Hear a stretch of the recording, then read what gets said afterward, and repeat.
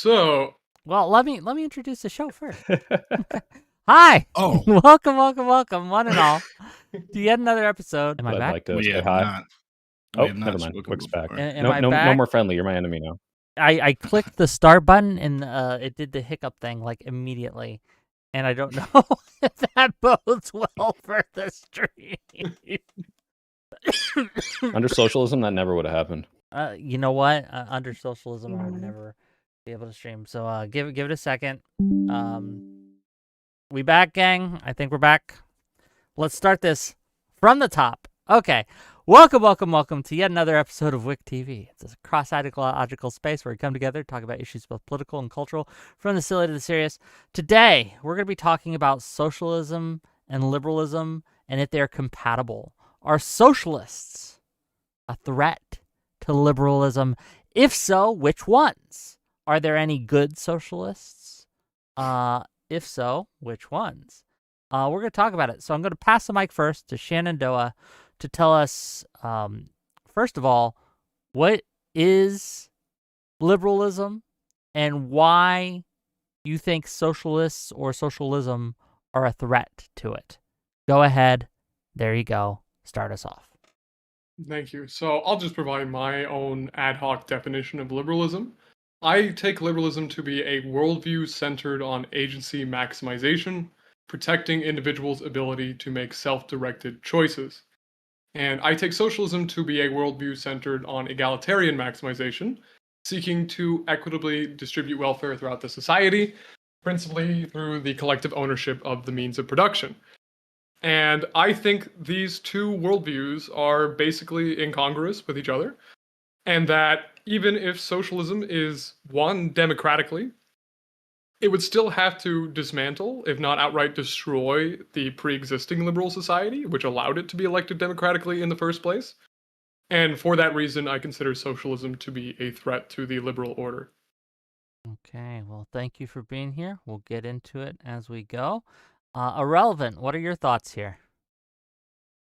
Yeah, so I broadly agree with Shenandoah. The thing I would expand upon is that a lot of the current momentum behind socialism, I believe, is directly antagonistic to liberalism and liberal values. So I would say, the mainline people who are pushing socialism being very anti-liberal also is a compounding issue. So, but I otherwise entirely agree with Shenandoah. We'll get into it. Okay, Charlie, what are your thoughts? Okay, so to be honest, I don't know. And I'm mostly here because I'm interested in maybe talking through these ideas and my own ideas, but I do kind of feel like at this point, I think that liberalism has failed as a project, I suppose. And I feel like we have two choices. We can keep going down the techno-feudal route, which we have now. Not to equate liberalism and capitalism, but I do feel like, the free market is kind of a part of liberalism. I don't think capitalism can function or does not currently function without, receiving socialism from the government at the moment. So again, I think we have two options. We can go the socialist route or we can go the techno-feudal route, because I think that liberalism I think it's failed. Liberalism has failed. Okay, that's a bold stance. We'll see how that goes. $20 from Audacity to say socialism is a self-correcting problem. Eventually, they just starve. Thank you for those $20. Soy Pill, what are your thoughts? Has liberalism failed? Is socialism a threat to it? What's going on here? No, I don't think liberalism has failed as an institution, period, insofar as just because we lost the election. My answer to this is it depends on what we're looking at. What Shenandoah defined, I think, was a little vague, if not extra super charitable, to one of those ideologies. Maybe we can elaborate on that more. But I think it completely depends, because when you poll people on socialism, Socialism means either, hey, let's move towards the Nordic model and let's move towards the European progressive tax and redistribution model, which I'm 100% for, and I think is not a threat to liberalism. I think it would benefit if we were to use those sort of talking points to lift up the Democratic Party and actually, if anything, integrate them into liberalism. But it also means the tankies. It also means the people who are going to be, insanely want to revolutionize, seize the means of production, abolish private healthcare, abolish all private property. And I think that is obviously a threat to liberalism for two reasons. One, because just it's incompatible with liberalism, but two, because it polls incredibly poorly, especially among older voters. So you're just going to sabotage the Democratic Party by being the people talking about socialism and giving it the weight that term has. So I think that we should be moving towards, a more progressive Nordic model. If that's what we want socialism to be, I think we should do more of that. I think that in the way that the most prominent people are talking about it, especially like a Hasan, we're not compatible with liberalism. In fact, it is a huge detriment. So, okay, and with that, the floor is open. I guess other than Hasan and things like that, let's move away from the more extreme kind of Mike from PA examples. Is a socialist such as, like, I don't know, Straighter Aid or Econoboy, are they a threat to liberalism? Why or why not? No, not No? Econoboy. Econoboy is not really a threat to anybody. No offense. Yeah, he's one of the least threatening men I I've mean ever his seen in ideas. my I mean life. his ideas. Okay. Well, first of all, No. Econoboy is retiring, so he's a threat to no one, unfortunately, and rest in peace to a real one. But if for like of all the socialists you could have picked, Econoboy is maybe the most reasonable, like soft, like, hey, this is how we can get from our current model to what you guys both said yesterday is pretty much capitalism with extra steps, because the only real difference is that we own the means of deciding where the wealth goes, but it's still some sort of like free market, distribution of the wealth. No, he's absolutely not a risk. He's just having an incredibly reasonable take on how to get to socialism. Straighter Aid, my understanding is she's a Marxist-Leninist that wants a revolution and is willing to lie about it, but that's a very limited exposure to that. So is that everyone else's I think idea I of just what heard she is? Straighter Aid. Is. I don't know who that is. Yeah. Okay. Oh, if you guys don't know who Peace it Coast is, co-host. yeah, right. Yeah, I was gonna Yeah, say I Wick don't really wanted know Econoboy's position myself, but the only thing that I remember that's relevant is I think Straighter Aid doesn't believe in private property, which would be pretty antagonistic more to extreme, like liberal Mhm. views. Yeah. And you can't lump that in with Econoboy, because even if he doesn't agree with it, first of all, he says like 25% of it has to be privately owned, even in his ideal system. But also he's like, here's the soft way we get to that over the course of decades. And Straighter Aid's like, yeah, let's revolutionize and, like kill all the landlords or something like that. I don't want to put words in her mouth. Can someone actually inform me Straighter Aid's I actual don't think position? Straighter Aid wants to kill the landlords. I could be wrong. I haven't heard that. I don't know. Okay. Well, we don't have to use specific names and throw anyone under the bus. We can just talk about the concept of, people that want some sort of revolution and abolishment of private property, like I said, are going to be double-edged swords of... Yeah, let me try it this way then. If we don't want to talk about specifics, we could talk about the general state of the Democrats. Some people are saying or seeing, and me included, more and more kind of pushes to the left towards a more socialist agenda from certain people within and without the Democratic Party. Do we think this is good for the Democratic Party? Do we think this is a threat to the Democratic Party? Do we think there's opportunity here? What are our thoughts here? Let's gin up the discussion. Okay. I mean, again, I feel like this is it's necessary. When you say it's necessary, what do you mean? I don't think that they can win without pushing some sort of, like socialist policies. It doesn't have to be entirely socialist, but I do think that things like, universal health care, I think it's time. I do think that kind of pushing the, promising more of the same. Well, it didn't seem to work too well in 2024, but I do think that, like, I don't know. I do like the Nordic model, and I think pushing towards something like that would show, it would just be successful. It would be a successful tactic. So there's been a couple of times during this discussion that we've talked about the Nordic model. Do we all agree the Nordic model isn't socialism? Yeah, because I don't personally Not take it to be fully. socialism. It's like it has social. It's capitalistic with some socialist features. Yeah, I just would consider it say. like a liberal society with a really strong social safety net. Like I'd even say that like Econoboy is almost on the edge of like the most social democrat I've ever heard of, you know? Where it's like he just wants an insanely fucking strong social safety net, but he still wants private property and markets, and so that's not like inherently illiberal. Like I wouldn't say like you gotta fucking like gotta like black bag Econoboy or something to save so like liberal society. I don't believe that's necessary.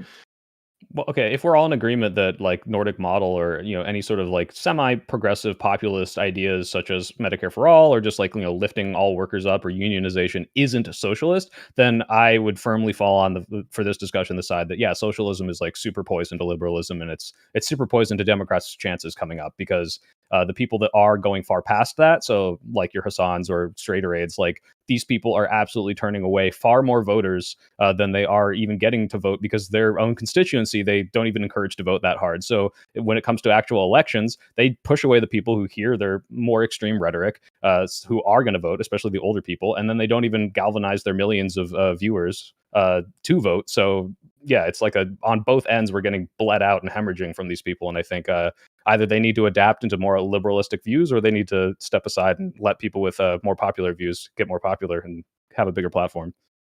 Well, Charlie, you said something interesting that you don't think we can win without going more left. Does everyone agree with that? I mean, I'm in And Georgia's, when so it's like a yes and a no. So it's like, like, yeah, do I think we need better housing policy? Do I want to see us like gut rent seeking from the economy? Yes, and like to a lot of people that would be moving more left. But am I like a huge fan of like decommodifying housing? Not particularly, no. Like I still want there to be like a private market in housing, even if I want like, state building of some housing just to like price fix in the market. But I don't know. That's my honest answer. I guess maybe a little bit more left in some ways. But also in other ways, I wish Democrats would like cut some fucking taxes and like actually create a pro-business economy. um I would say that on some policies, yeah, certain things pull well for like certain policies. Like there's been some surprising support, for instance, for Mamdani amongst people on the right, which, you know, even with people like Asmongold saying that, like, yeah, Mamdani has some pretty good policies on some of these different things, and that he would want to see somebody like that. Um, but I mean, really, I just think it comes down to like charisma. I think we just need more charismatic, like political leaders, more than we need to like move left or anything. We just got people with no aura. With no aura. Who's the most charismatic person we got right now in our lineup, in the Democratic lineup? Okay. I like what's his name? Pete. I like Pete. Pete But Buttigieg. Okay. yeah, the only problem that I genuinely believe with Pete is that I think that Gay? there would be issues with him being gay. I think some Yeah. people would be like, I don't know. I don't know. So I could see that like potentially Yeah. hurting him. Other Can't than run that, a third woman. Could we That's talk gonna be a about fucking Mamdani problem. for a sec? Because as someone who actually does like the way he speaks and a lot of what his policies are, although some of them I'm not super on board with, from what I can tell, obviously he's very popular in New York. But even in New York, when you poll voters on like whether or not they would support a socialist candidate, like straight up socialist, which I don't think he identifies as, right? He says he's a SOC Dem or DSA former member, or if he's still a member of that. Let me They check. Actually, by a plurality are still not in support of socialism as that word. So now that we've firmly moved on to say that like, hey, socialism is not just a Bernie progressive SOC Dem, not an AOC, it's further left than that. I don't see how this is anywhere in the realm of what we're looking for, especially if Mamdani isn't even crossing that line. And I think the DSA or the more socialist people have already kind of like gone back on him and they're like, oh, he's not left enough. Am I wrong about that? he is a member of I the thought he called Democratic himself. Socialists of America, so I don't know. It'd be hard for me not to say he's at least socialist adjacent. I don't know. It's weird because, like, with democratic socialists, a lot of them end up governing as social democrats in practice. Like, for example, Clement Attlee from the UK, like, he was elected as an explicit democratic capital S socialist. And yet, like, what? He fucking nationalized British Rail and, like, created the NHS? Like, he didn't literally socialize all production. This happens a lot with a lot of people who call themselves democratic socialists. And I think people like Mondani, AOC, Bernie, they're probably in reality just sock dems, even if they're like, for some reason, they decide to like fall with the label democratic socialism, which I have no fucking idea why, honestly, because it just sounds more poisonous than calling yourself a sock dem. Interesting enough. I don't know. It's maybe I booked this wrong. I was hoping to get more like socialism defenders in here, right? I was hoping Charlie would be our Yeah. I mean, our big. listen, I am a socialist defender. It, I'm gonna sound a little bit. I'm gonna expose my ignorance slightly, but okay. So if we do feel like capitalism is kind of inherent to liberalism, I mean, when I say that it's failed, I feel like we certainly don't have a truly free market. The government does regulate business quite a bit, but also we have so many industries and corporations that we do not allow to fail. Like, again, I don't know if you guys would agree with the sentiment I've heard on the left before, where like there's socialism for the rich and capitalism for the poor. So again, I just feel like I think that I think liberalism and socialism, both if they were pure, are beautiful dreams, but it just doesn't seem like we're ever going to get either of them in a pure sense. Do you know what I mean? Does that make any sense at all? I don't. Yeah, Yeah, go ahead, Ahrelevant, please. yeah, that makes sense to me. But I would say just because capitalism in its current form hasn't gotten to not even perfection, but to a place where, you know, in the example you gave, big businesses are allowed to fail that might be like critical to like the way that we live our day-to-day life, just because some of those things might be the case recently or even presently. I don't think that's an argument that it always will be. And I think we can look to, again, other models like the Nordic models to kind of illustrate that there are ways to make businesses kind of play a little bit more evenly. And I think that those models are pretty good. I think those are sustainable long term. And I would just want that. I think that's a pretty sustainable one long term. Any other thoughts on this specifically? Come on, I'm guys. still a Let's little get some hung up on energy. Charlie saying that like capitalism has failed. As someone who like hates the way that our current system works and that it exploits people overseas and that allows the wealth disparity we have, I still don't see it as a failed system. If anything, maybe like we'll get to some sort of late stage capitalism where we truly do have a failed state. But to see it as this like we failed and we need socialism to fix the wrongs. And here's the ideal of what's going to fix that, but also we've never seen it before, and I don't know how it's going to change anything. Like I'm not fully bought into this because until someone can fully red pill me on socialism as a solution to our current issues, I don't see how that's a better way forward. I see it as only a detriment that's going to embolden the right wing and the people in the middle. So, Okay, I've Yeah, I prepared for pretty much this, second gang, that. but go ahead. Yeah, I mean, yeah, I pretty much second that. I mean, obviously, yeah, I don't want to go down the path of socializing all the means of production. I think that's probably like not going to be great for the economy and probably like most likely just going to end up in the socialists who try it getting killed, like it happened in most of history when socialists often do that. And yeah, no, I don't think it's a very good idea, and I definitely don't think the liberal system has failed in any like existential sense. I Well, think there we could is say that the definitely a liberal need for an system's under update. attack, right? Can we Yeah, agree with like, and that? I do believe there, yes, and I do believe there is definitely a need for like a strong update in the liberal system. Like, liberalism needs a new theory of cultural governance. And again, obviously, like, I'm a Georgist, blah, blah, blah. But, like, yeah, I don't think liberalism is definitely, like, finished, for sure. I mean, it's obviously, like, still chugging along quite a bit. And right now, I don't see any alternatives that aren't just regurgitating the failures of the 20th century, but in a more, like, pop, postmodernist formula. Like, I'm just not fundamentally impressed that there's anything actually that new or useful. One of the things that I'm concerned about is I see more and more on the right. J.D. Vance recently called himself a post-liberal. What do we think of that, gang? What are our thoughts on Well, that's post-liberal MAGA? He's going to prison in that's my kind of what country. I mean, and this is going to be half baked, and I apologize for that. I guess in like the techno feudal sense, where Jesus Christ. I read Techno-Feudalism by Yanis Varoufakis. I don't know how to say his very Greek. Where Can he you get talks closer to your about mic, how, like, Charlie? It's a little what? quiet. Can you get closer to Oh, your mic? my bad. My bad. Yeah, I can do that. Let me turn off the. Actually, let me not turn off the sound buffer because I have a fan going. Where the fuck was I? Techno-feudalism. In the sense that, like, again, since like the 2008 crash and whatnot, like the banks were bailed out. Would you consider like bailing out businesses like that to be socialist in nature, or is that, again, what I mean is I just feel like, I don't know, when JD Vance says post-liberalism, I just think we're moving towards, I don't know, authoritarianism.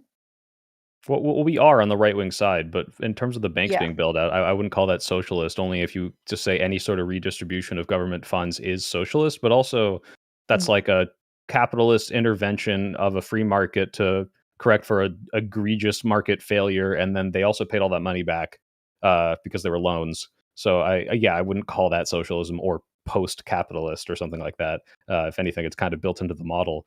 But that's kind of the point, is that we are moving more authoritarian on the right. They're able to radicalize even moderate voters against the left because they'll platform these more crazy people who like are hanging out with terrorists, who are saying kill all the landlords, although like the more radical actual socialist, far past what all of us agreed are good policies, which is like the DemSoc European stuff, and say, look, this is what the left wants. So the more that we allow those more radical people into our party, it's emboldening these authoritarian people to take power away from what otherwise would be a fair, liberal, more egalitarian society. That's why I think it's not a solution or something we need to move towards right now, even if I do agree that, yeah, we need more progressive populist policies because those speak to more people and they're vastly more popular. But that's not, I guess we've all agreed, socialism. Yeah, I don't really think DemSocs are like fundamentally threatening the liberal order, you know? I do think that there is people who are using that term, though, and calling themselves these more softer terms. Well, look at the Hasan. Did you guys see the interview NPR did with Hasan? You guys see that? No, I haven't seen it yet. Yeah, I haven't seen I it don't really No one- watch or pay attention to. I mean, Hasan. NPR is like liberal propaganda, and I'm not like fucking. I don't need any more of that in my diet.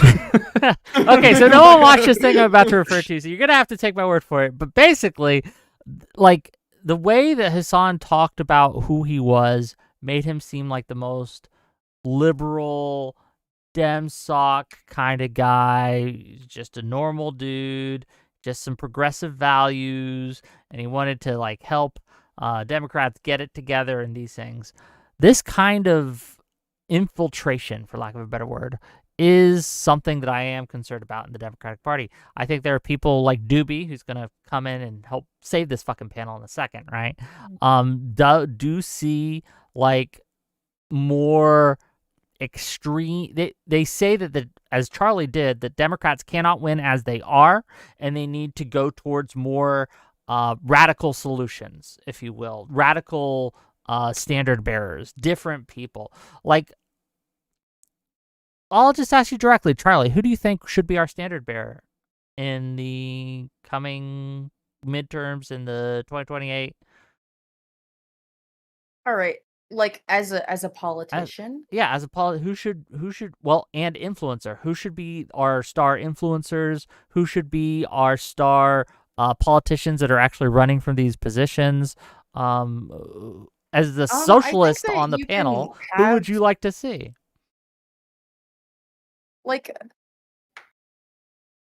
all right, so I'm sorry I'm not bringing the heat. I've been a little bit, I don't know if this is a proper, if this is the proper term. I've been a little bit black-pilled lately, in the sense that I'm just like, God, we're never going to actually get socialism.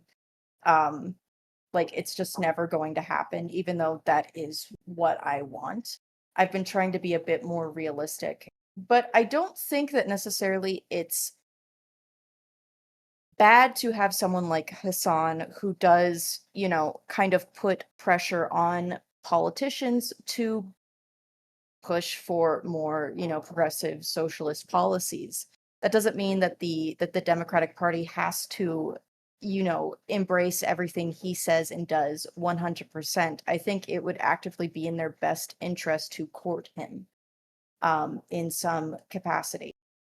So, Charlie, I I was on your side like a few months ago, but especially now that, like what Wick is saying, where he's going on these interviews and he's saying, "Look at me, I'm a liberal, I'm a sock dem, I'm a progressive," and even people like my mom who are like completely checked out of online politics are like, "Oh, have you seen that really big social progressive guy?" And she's talking about Hasan because now she's seeing him in the New York Times and in NPR. But then you get clips of him at that like speaking event where he says, I think the Democratic Party, which I hate, is a useful tool for me to subvert and like infiltrate, like Wick was saying, to use to get to my view of what needs to happen, which is a far further left thing than maybe not you, but at least what Shenandoah, Ahrelevant, I, and Wick want. That's all that needs to happen to poison the entire well for everyone else. Because as much as I want Hasan to mobilize his voters, and I've chewed him out for not saying like, hey, like get your million people audience to go, canvas like a Vosh or a Destiny, which he doesn't do enough. Now anyone can just take a clip of him being like, hey, look, here's a radical lefty. He's lying about his views whenever he says they're less radical than they are, which he's now admittedly done. And he's going to turn off so many voters. Like for his audience doesn't vote. And the people that see that are going to be turned off from the Democratic Party if he is all courted by them, which now I'm like, okay, this guy needs to just kind of disappear. If we're going to use his platform and his audience at all, it needs to be, subtle, like, hey, like go tell people to vote, but absolutely no, you should not be speaking of the DNC because look at what you've now said on camera, which is I'm going to use the DNC to turn them radical, which is insane. I mean, but like, what are the? I feel like the consequences of turning people like him away would be greater than trying to work with him, because in many ways, the things that he says, like, "Oh, I'm going to work with them so that I can make them more radical from the inside," might be the only way he could get, his audience and also other like far left people to get interested in voting.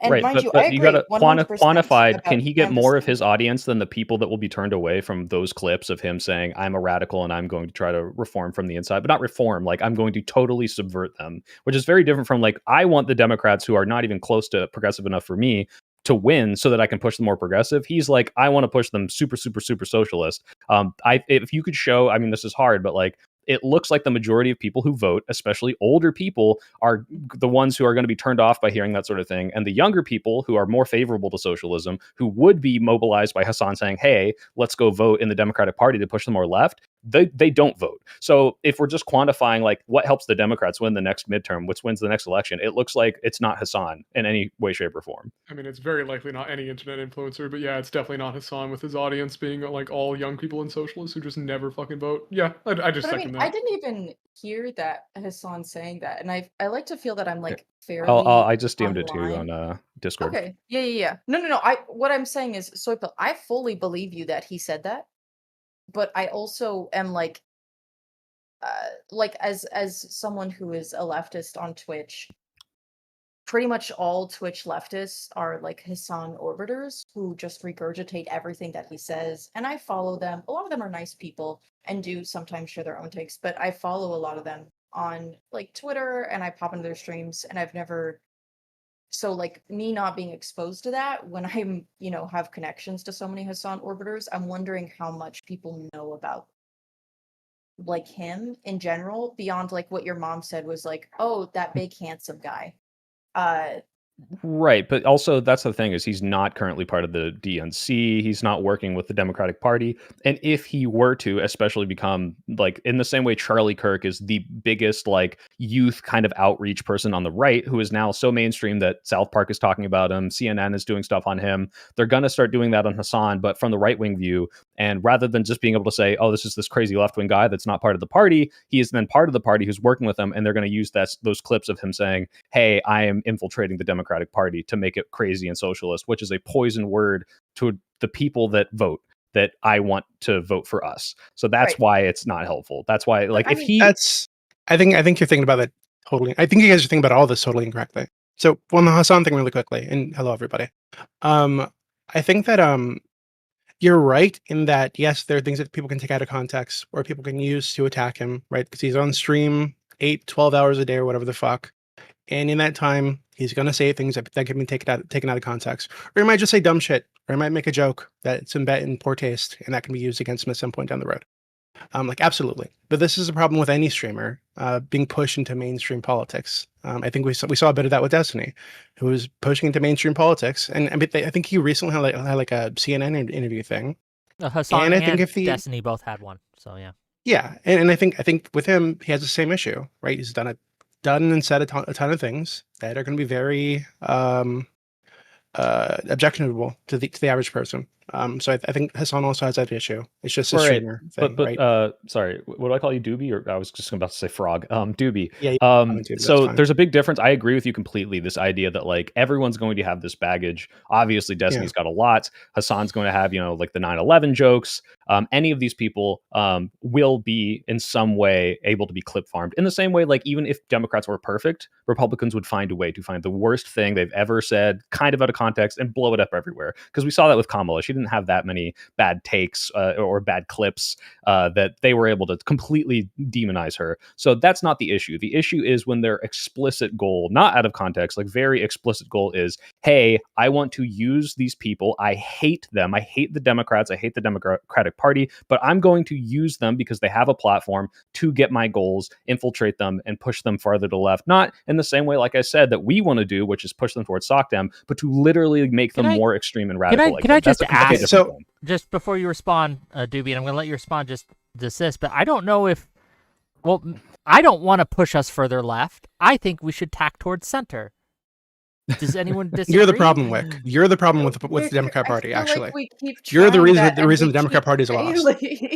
Yeah, like what do we need to do that's more center, Wick? Because just to be clear, and I said this on a Gibbs panel a couple days ago, when I'm watching these more progressive candidates, like Ro Khanna is out in South Carolina, and he's talking to these, Bible, Southern Baptist, like black leaders who are mostly going to vote Democrat. You hear what the way he talks to them. It's not, hey, I don't like LGBT people. I know you disapprove. Let's not vote for the Democrats or let's abandon LGBT people. It's, hey, I think that you guys didn't feel like you were spoken to because people like were doing all this woke stuff that felt like it was marginalizing or getting rid of the other people. And you know what so that let's talk is? about more broad policies. And those more broad policies are actually progressive. It is technically moving left, even if you're moving away from it's the not like, moving hey, left. they, That's them stuff. Tacking to the center, because you can have progressive policies but still tack towards the center and things like that.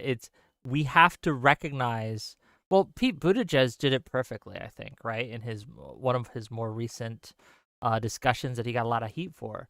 And simply just acknowledging that there are people who have legitimate concerns with, like, say, trans people in sports. That's a center move. Tacking towards the center, right? Do you not agree? I understand what you're saying. If that's the way we're defining it, then I wouldn't disagree. Yeah, but when I you disagree say with that. tax center, like that plays as like, hey, let's court Liz Cheney and Dick Cheney like they did in the last election. Liz which Cheney was and Dick Cheney everything. aren't center. They're right. Right. But that is the move towards the center. It's like, hey, center people, I know you think we're crazy radicals, but look, Republicans are on our side. Like, hey, like let's move more right on immigration. They might have to. Let's move more right on immigration. economy. I mean, even Shenandoah said, let's cut taxes. Right. That's a rightward shift. Being a little less, changing your messaging, but doing a more progressive thing, which is advocating for healthcare for all people, but not calling it like, hey, let's make sure all our black people are getting healthcare. It's, hey, let's make sure everyone can. Even though that is a more progressive policy, your messaging is more pandering to a populist message instead of targeting specific demographics, which Democrats were doing. But we do agree, and you just agreed right there, that we kind of have to tax center on immigration. I think we kind of have on messaging, maybe. Well, I think we have to just recognize that borders are important and we need to control them to some extent. But we never did that, so that's not tacking center. No one was advocating for open borders. Biden was advocating for a greater border crackdown after his mistakes. But to say no one wasn't is just a mistake, right? The Democratic Party wasn't. The Democratic Party wasn't at all. Like correct me if I'm wrong, but did the Dems not push a bill that was going to have like drones patrolling the border, which would actively be more effective than Are you talking about that bill? You're talking about the bipartisan border shot bill? Down? Yeah, that was shot down. Like, I don't remember if drones were in there, but it was for more equipment for screening, drug screening. It was for more processing agents. It was for a limited number of people coming over the border compared to what they had before that. And sorry, was somebody else going to speak? Oh yeah, I was just gonna say I do think Democrats have generally moved away from like the open border stuff. I think that was probably most popular during the Hillary run, but honestly, since then I Hillary really wasn't don't think pro it's open been a thing. borders. And I I'm mean, not saying she I don't think was. anybody, I don't think any substantial group of people in any party has been pro open borders, like ever. Like maybe the Libertarian Party, maybe, right? But I don't think the Democrat and Republican Party have ever had a substantial portion of their voter base that is favor that policy, like ever. But just really quick, so I want to tell you guys why WIC's a problem, okay? Before I respond to the other thing that Soypil said. So WIC, I'm I here think for it. that the argument that I've heard, and to be clear, I'm not a registered Democrat, right? I'm not a registered Republican either. To be clear, I voted for both parties, depending on which candidate I think is best over the years. The argument that I've heard, right, and I think it's true, is that since Bill Clinton, the Democrat Party has abandoned the pro-labor New Deal roots of the party.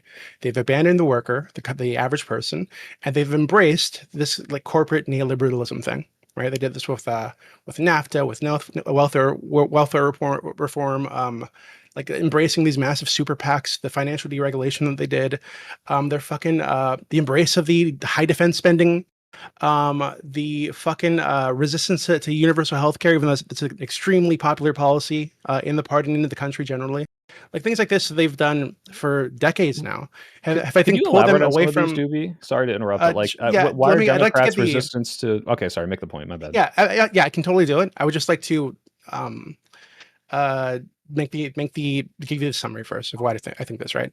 So I think that since Clinton, especially, maybe before, but I haven't researched before, but definitely since Clinton, I think the Democrat Party has pulled toward the center and even toward the right on some issues, right? I think that the strategy seems to have been that if we are leftist, quote unquote, on social issues, not even all social issues, they were opposed to gay marriage, if you guys remember, until the Supreme Court forced that through. So if we're like lefties, quote unquote, on social issues, we can keep the lefty side of our base, the base that cares about that, happy, and just push toward the donors and get more and gobble up that money long term, and just keep doing deregulation, keep pushing toward the center. And then when that doesn't work out, the knee jerk reaction seems to be to blame the left for not being energized and not coming out to vote for them, to blame the youth who are being fucked over by all these policies from both sides of this equation for not being energized and not wanting to come out and vote. That seems to be what the strategy has been, and it's what we're seeing again right now. Right. So rather than encourage the Democrats to push policies that energize the base, that energize the youth voters, you guys bitch that the youth don't come out and vote. Like, of course they don't. You guys aren't giving them anything. You guys aren't promising anything that gives them any hope. We see over time that the home ownership here in this country is declining. Everything is declining. Everybody's doing worse off than than their parents were. But what So kind of policy eventually- fixes that? What kind of Wait, hold on. policy fixes the problem? What kind There's of not a ton of leftist. policies. Anyway, Yeah, hold on. Yeah, but Wicked is though. The policies it that would absolutely fix this is are not. It's going to make it the worse. policies that would fix this are policies that are going to be called socialist policies. Policies that AOC, Bernie Sanders, Hasan, all these people, Okay, hold Mamdani, all on. these What people policy that they support. have proposed fixes the housing crisis? Hold on. The housing crisis is a little bit. That's the more one you brought up complicated. about Hold can't on. afford homes. Let's go. Hold on. That's one thing. I don't know if there's any You were the polls. one that brought it up. You said that leftist policies understand. fixes Wait, this. wait. Oh, hold Give on. us Doobie, some Doobie, polls. let me help you quickly, on this really one and quick. then push back on the other one. Because Wick, I would Sure. say that the policies that AOC and Hasan and all these people that would make wealth more equitable would make eventually that people more able to afford homes, even if it's not directly addressing the housing crisis, which might be solved by building more houses. That's a completely different thing. But Yeah, I and to be have clear, to ask okay. Doobie though, Just really like- quick, because I don't want Wick to feel like I'm avoiding that question, right? I'm not aware of any specific policies that are popular, right, among the country, among the base of either party that are like specific, like to deal with the housing issue. I think Soypil is right. The other things that Democrats have proposed and leftists, quote unquote, have proposed over the years would put more money in people's pockets and make them more able to afford a house. But I don't know if there's any like specific policy solution that's been put forward other than Kamala's, which I think was okay, but I don't think it was very popular. okay, I don't want to talk out of my ass, but isn't the issue with housing right now that a lot of like corporations are buying a shit ton of houses? Not and, really. like, That's not really the artificially- issue. that's issue part is of the issue. excessive It's mostly zoning and the regulations. fact that they're not building enough, and there's a bunch of regulations. It's But- zoning and it's land. Like, just fucking simple. But Doobie, the idea that Democrats have been shifting rightward in all these ways. I mean, I understand the certain embrace of like corporatism that does exist in this neoliberal area. But like, I mean, Joe Biden being incredibly pro-union during his tenure, shifting leftward on all the social policies, trying to like Kamala's like housing policy, environmental policies. All of these have been leftward shifts. Even like Affordable Care Act, like yeah, you can say it wasn't far enough, but like that's far beyond anything we would have gotten under any other Democratic president. It was pushing to the left, and if you read like how that got passed, we scraped by, able to pass as left as it was because we had to compromise with the more moderates and with the right. I understand. This isn't the Democrats moving right. This is them dragging people to the left over the course of the past like 25 years. And to say that like, oh, we're blaming the youth. Like, I'm not blaming the youth. Like, yeah, the youth doesn't come out and vote, and that sucks. But I don't think you can lump in what we're saying, which is, hey, people like a Hasan are going to be poison to the people that do vote, and they're going to get turned off when they see that, versus an AOC or a Bernie, who are actually really popular, not only among their own party, but even among certain moderates. They hear Bernie and AOC, and they're like, yeah, I really do like these more populist things, which is to your point, which is, yeah, we do need to talk about things that are going to energize these youth and say, hey, look, we're going to, raise all your wages. Hey, we're going to make sure you have enough jobs. We're going to make sure the economy works for you. Like these kind of like more populist messages that these newer candidates are saying, that is what you want. That is the radicalization of the youth, or energizing of the youth. Yeah, and to be clear, and this is you mentioned something that I was going to get to, which is the way that they had to pass Obamacare. They when they went to that, right, when this was initially proposed, the goal, I think, was universal health care, right, some kind of single payer system, right? Yep. And then before it ever got to the floor, it was picked apart by lobbyists, by them needing to make deals with groups to pull along moderate Dems like Wick, by the way. And by the end of that, what we got was better than what we had before, but it was nowhere near what got him elected, what got the Democrats all of that energy under Obama.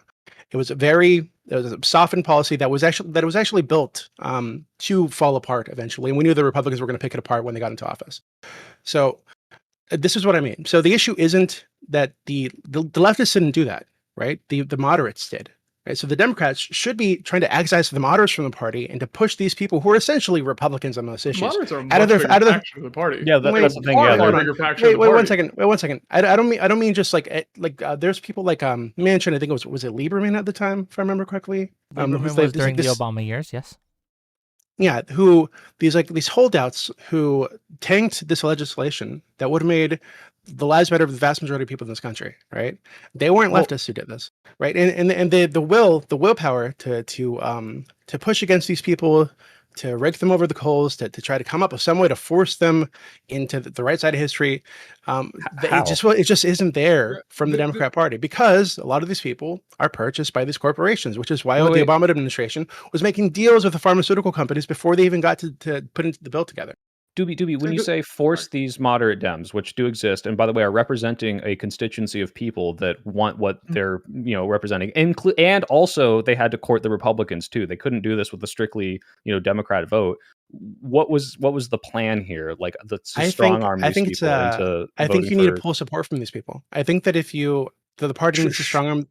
Hold on. What I mean is pull support from them entirely. Make it clear, hey, this person is acting against the best interests of his constituents and against the best interests. Leftists already don't support us. They've pulled all their support. I'm not talking about leftists. I'm talking about people like Manchin, people like Lieberman, people who tanked this legislation that would have made the lives of their constituents better. Who's pulling the support from them? Because it's not the leftists. The Democrat leftists Party don't support them. No, I'm telling you, the Democrat Party. The party itself should have pulled support and funding. It sounds exactly like the Hasan net negative thing that we were talking about, where it's like, yeah, if you are appealing to the Hasan people, you are ultimately going to appeal to a smaller faction of the party that ultimately votes less. And it's appealing to Hasan. The Manchins are quite popular where they come from. Like, frankly, I mean, yeah, I don't think I always fucking agree with them, but like, yeah, for sure, it's very hard to be a Democrat in West Virginia these days, and Manchin does pull with his constituents. Yeah, he's in a purple district. He's a Democrat in West Virginia by acting like a Republican. Yes, I get it.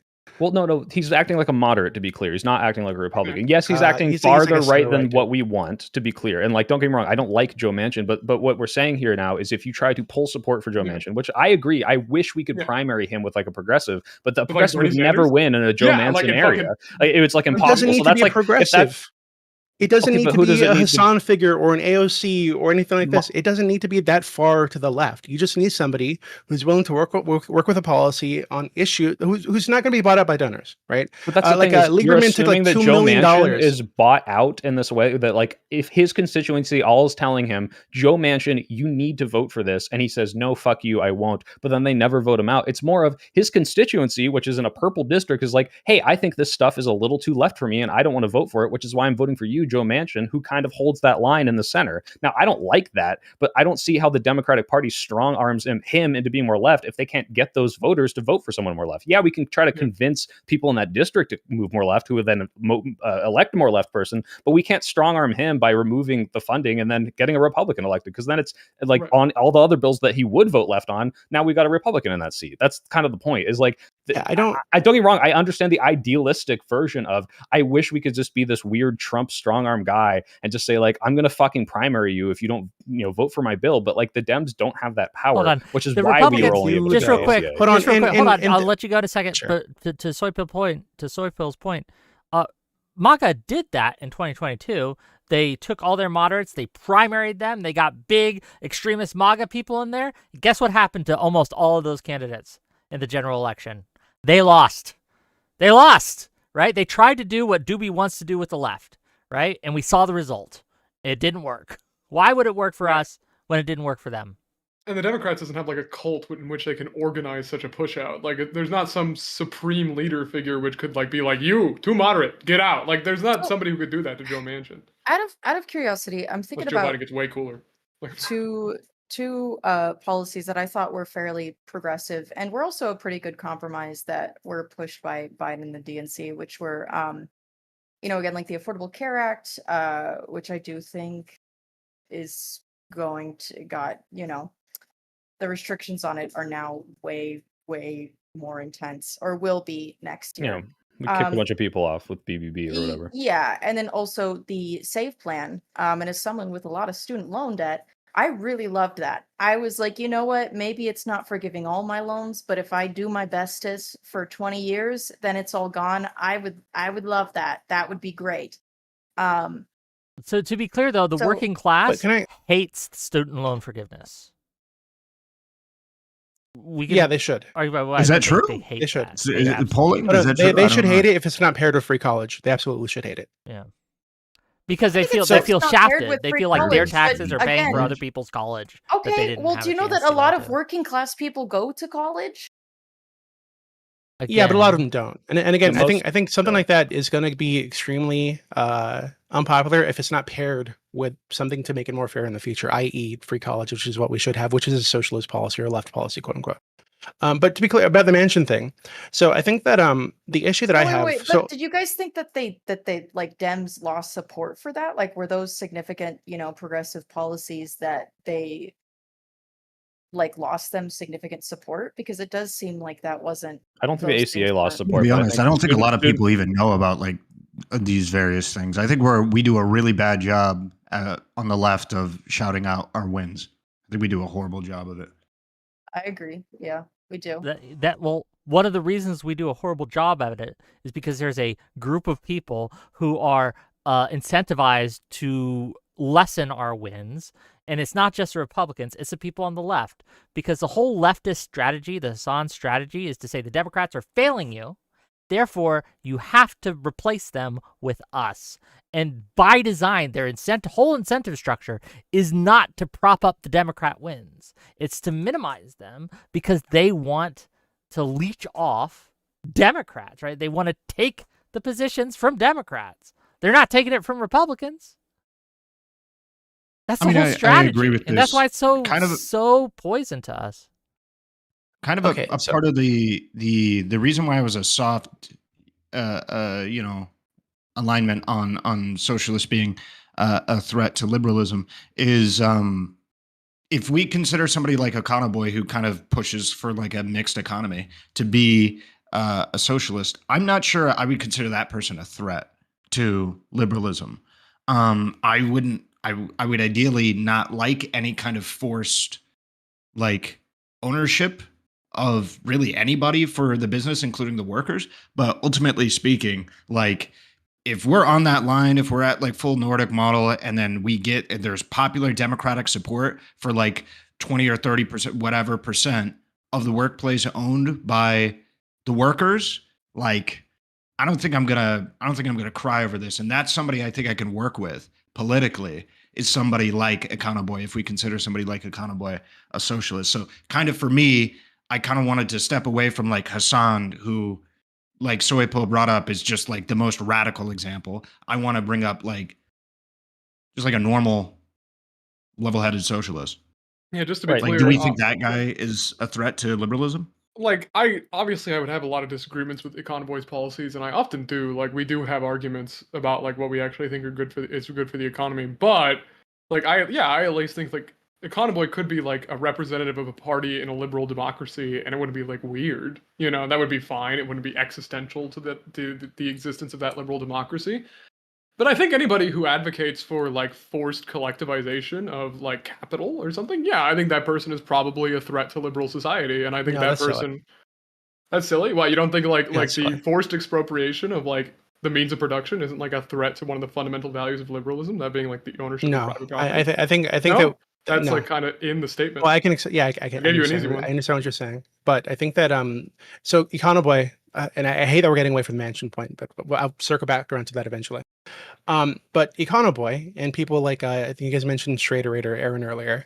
These people are incrementalists, right? Hasan is an incrementalist, which just means that as these policies become more feasible, more practical, we should move in that direction, because eventually, due to like things like automation, AI, the abundance of resources, clinging to capitalism, quote unquote, and clinging to the private ownership of essential goods, essential things that people need to survive, is going to be unsustainable. Right? It doesn't make any sense. It practically, morally, it just doesn't make any sense to allow these people to hoard the wealth in this way when it's so easy to generate. Right? And this is why things like UBI have become like talking points recently. Right? Because eventually, and I think we're starting to see that with the progress that AI has been making, this rapid progress AI has been making. We are going to get to the point where these policies do become practical, more practical than not having them. I mean, So I'm at just that point, it would make I sense. agree just with say you. three simple things. Like, I don't think Hasan's an incrementalist. I do like UBI, and I It's silly. don't Why do see you how think what he's you not an I don't see how what you just said isn't like a threat to liberalism still. Like you're basically just saying, like I'm saying that like a key point of liberalism is the existence of private property, and then you said we should abolish private property without actually addressing the point that that would be a threat to like liberal society. Well, Shen, if I may, I mean, to be Yeah. clear, like there's that video, and I don't know if I shared it with you too, but it's like of Hasan saying how he wants to infiltrate and use the Democratic Party. Like the difference between that and what I want to do is actually kind of not that far. It is technically incrementalism insofar as I don't like what the Democratic Party is currently doing. I want them to be further left. But I know the only way to do that is to elect them and then push them through incrementalism. The difference is once you're there, the people that can actually do stuff like that is much more likely to be someone like me or a Boy who has maybe a reasonable way to push us towards either something like what I want, which is less radical, or what a Boy wants, which is way more radical. But Hasan is like, hey, here's all of these clips of you being insane and radical and talking to terrorists and having just the absolute worst rhetoric on this at all. So even though you say and what you're trying to do is incrementalism, you have no chance of doing that, and you're hurting the Democratic Party, which is a very different story. If I could just clarify really fast, Soypil, I'm sorry, I just want to jump off that. I actually do agree that if that is Hasan's plan, that would be a form of incrementalism, even though I think like his ultimate state of society would not be achievable with incrementalism. I'm just like one of those people who have the hypothesis that Hasan just kind of hides his power level a little bit, and that he just isn't actually an incrementalist, and he just says that because he's like... That's delusional paranoia. There's nothing to support that. Yeah, wait, hold on. Paranoia? Well, Shen, I mean, he's not hiding his power level. He's very explicit about how radical he is, and he knows that he can't just like go out in the streets with the Hasan audience and like do a January 6th. So he's an incrementalist insofar as he's like, well, I've got to, once the Democrats are elected, he would do a January 6th, is what I'm saying. Like if he could, like he would. I don't think there's any reason. Maybe if he could, but it's irrelevant. I don't know why you guys say this. It's so Can I silly. be There's a nothing to little support bit this crazy? whatsoever. Can I be a little bit crazy? You are the woman on the panel, so yes. All right. Well, like I'm someone whose my ideal world aligns far more with Hasan's. I might even be a little bit further than Hasan's. However, you can have those ideals, but be very, very realistic about, what could actually be achieved. Hold on. so You're going to have to clarify that for me, okay? So your your ideal world is further left than Hasan? Is that what you're saying? I don't know. I don't actually know a lot about his beliefs, but Okay. you know, Well, before saying that, I'm I really would into the look it idea up. of communism. I love it. Marxist Leninist enemy Charlie. Fucking Yeah, a little there you bit. go. Are you hold on? That's Are like- you a Marxist-Leninist? Not Leninist, just Marxist, I would say. Oh. I don't think Hasan is a really Marxist fuck with Leninist. I don't really fuck with the USSR.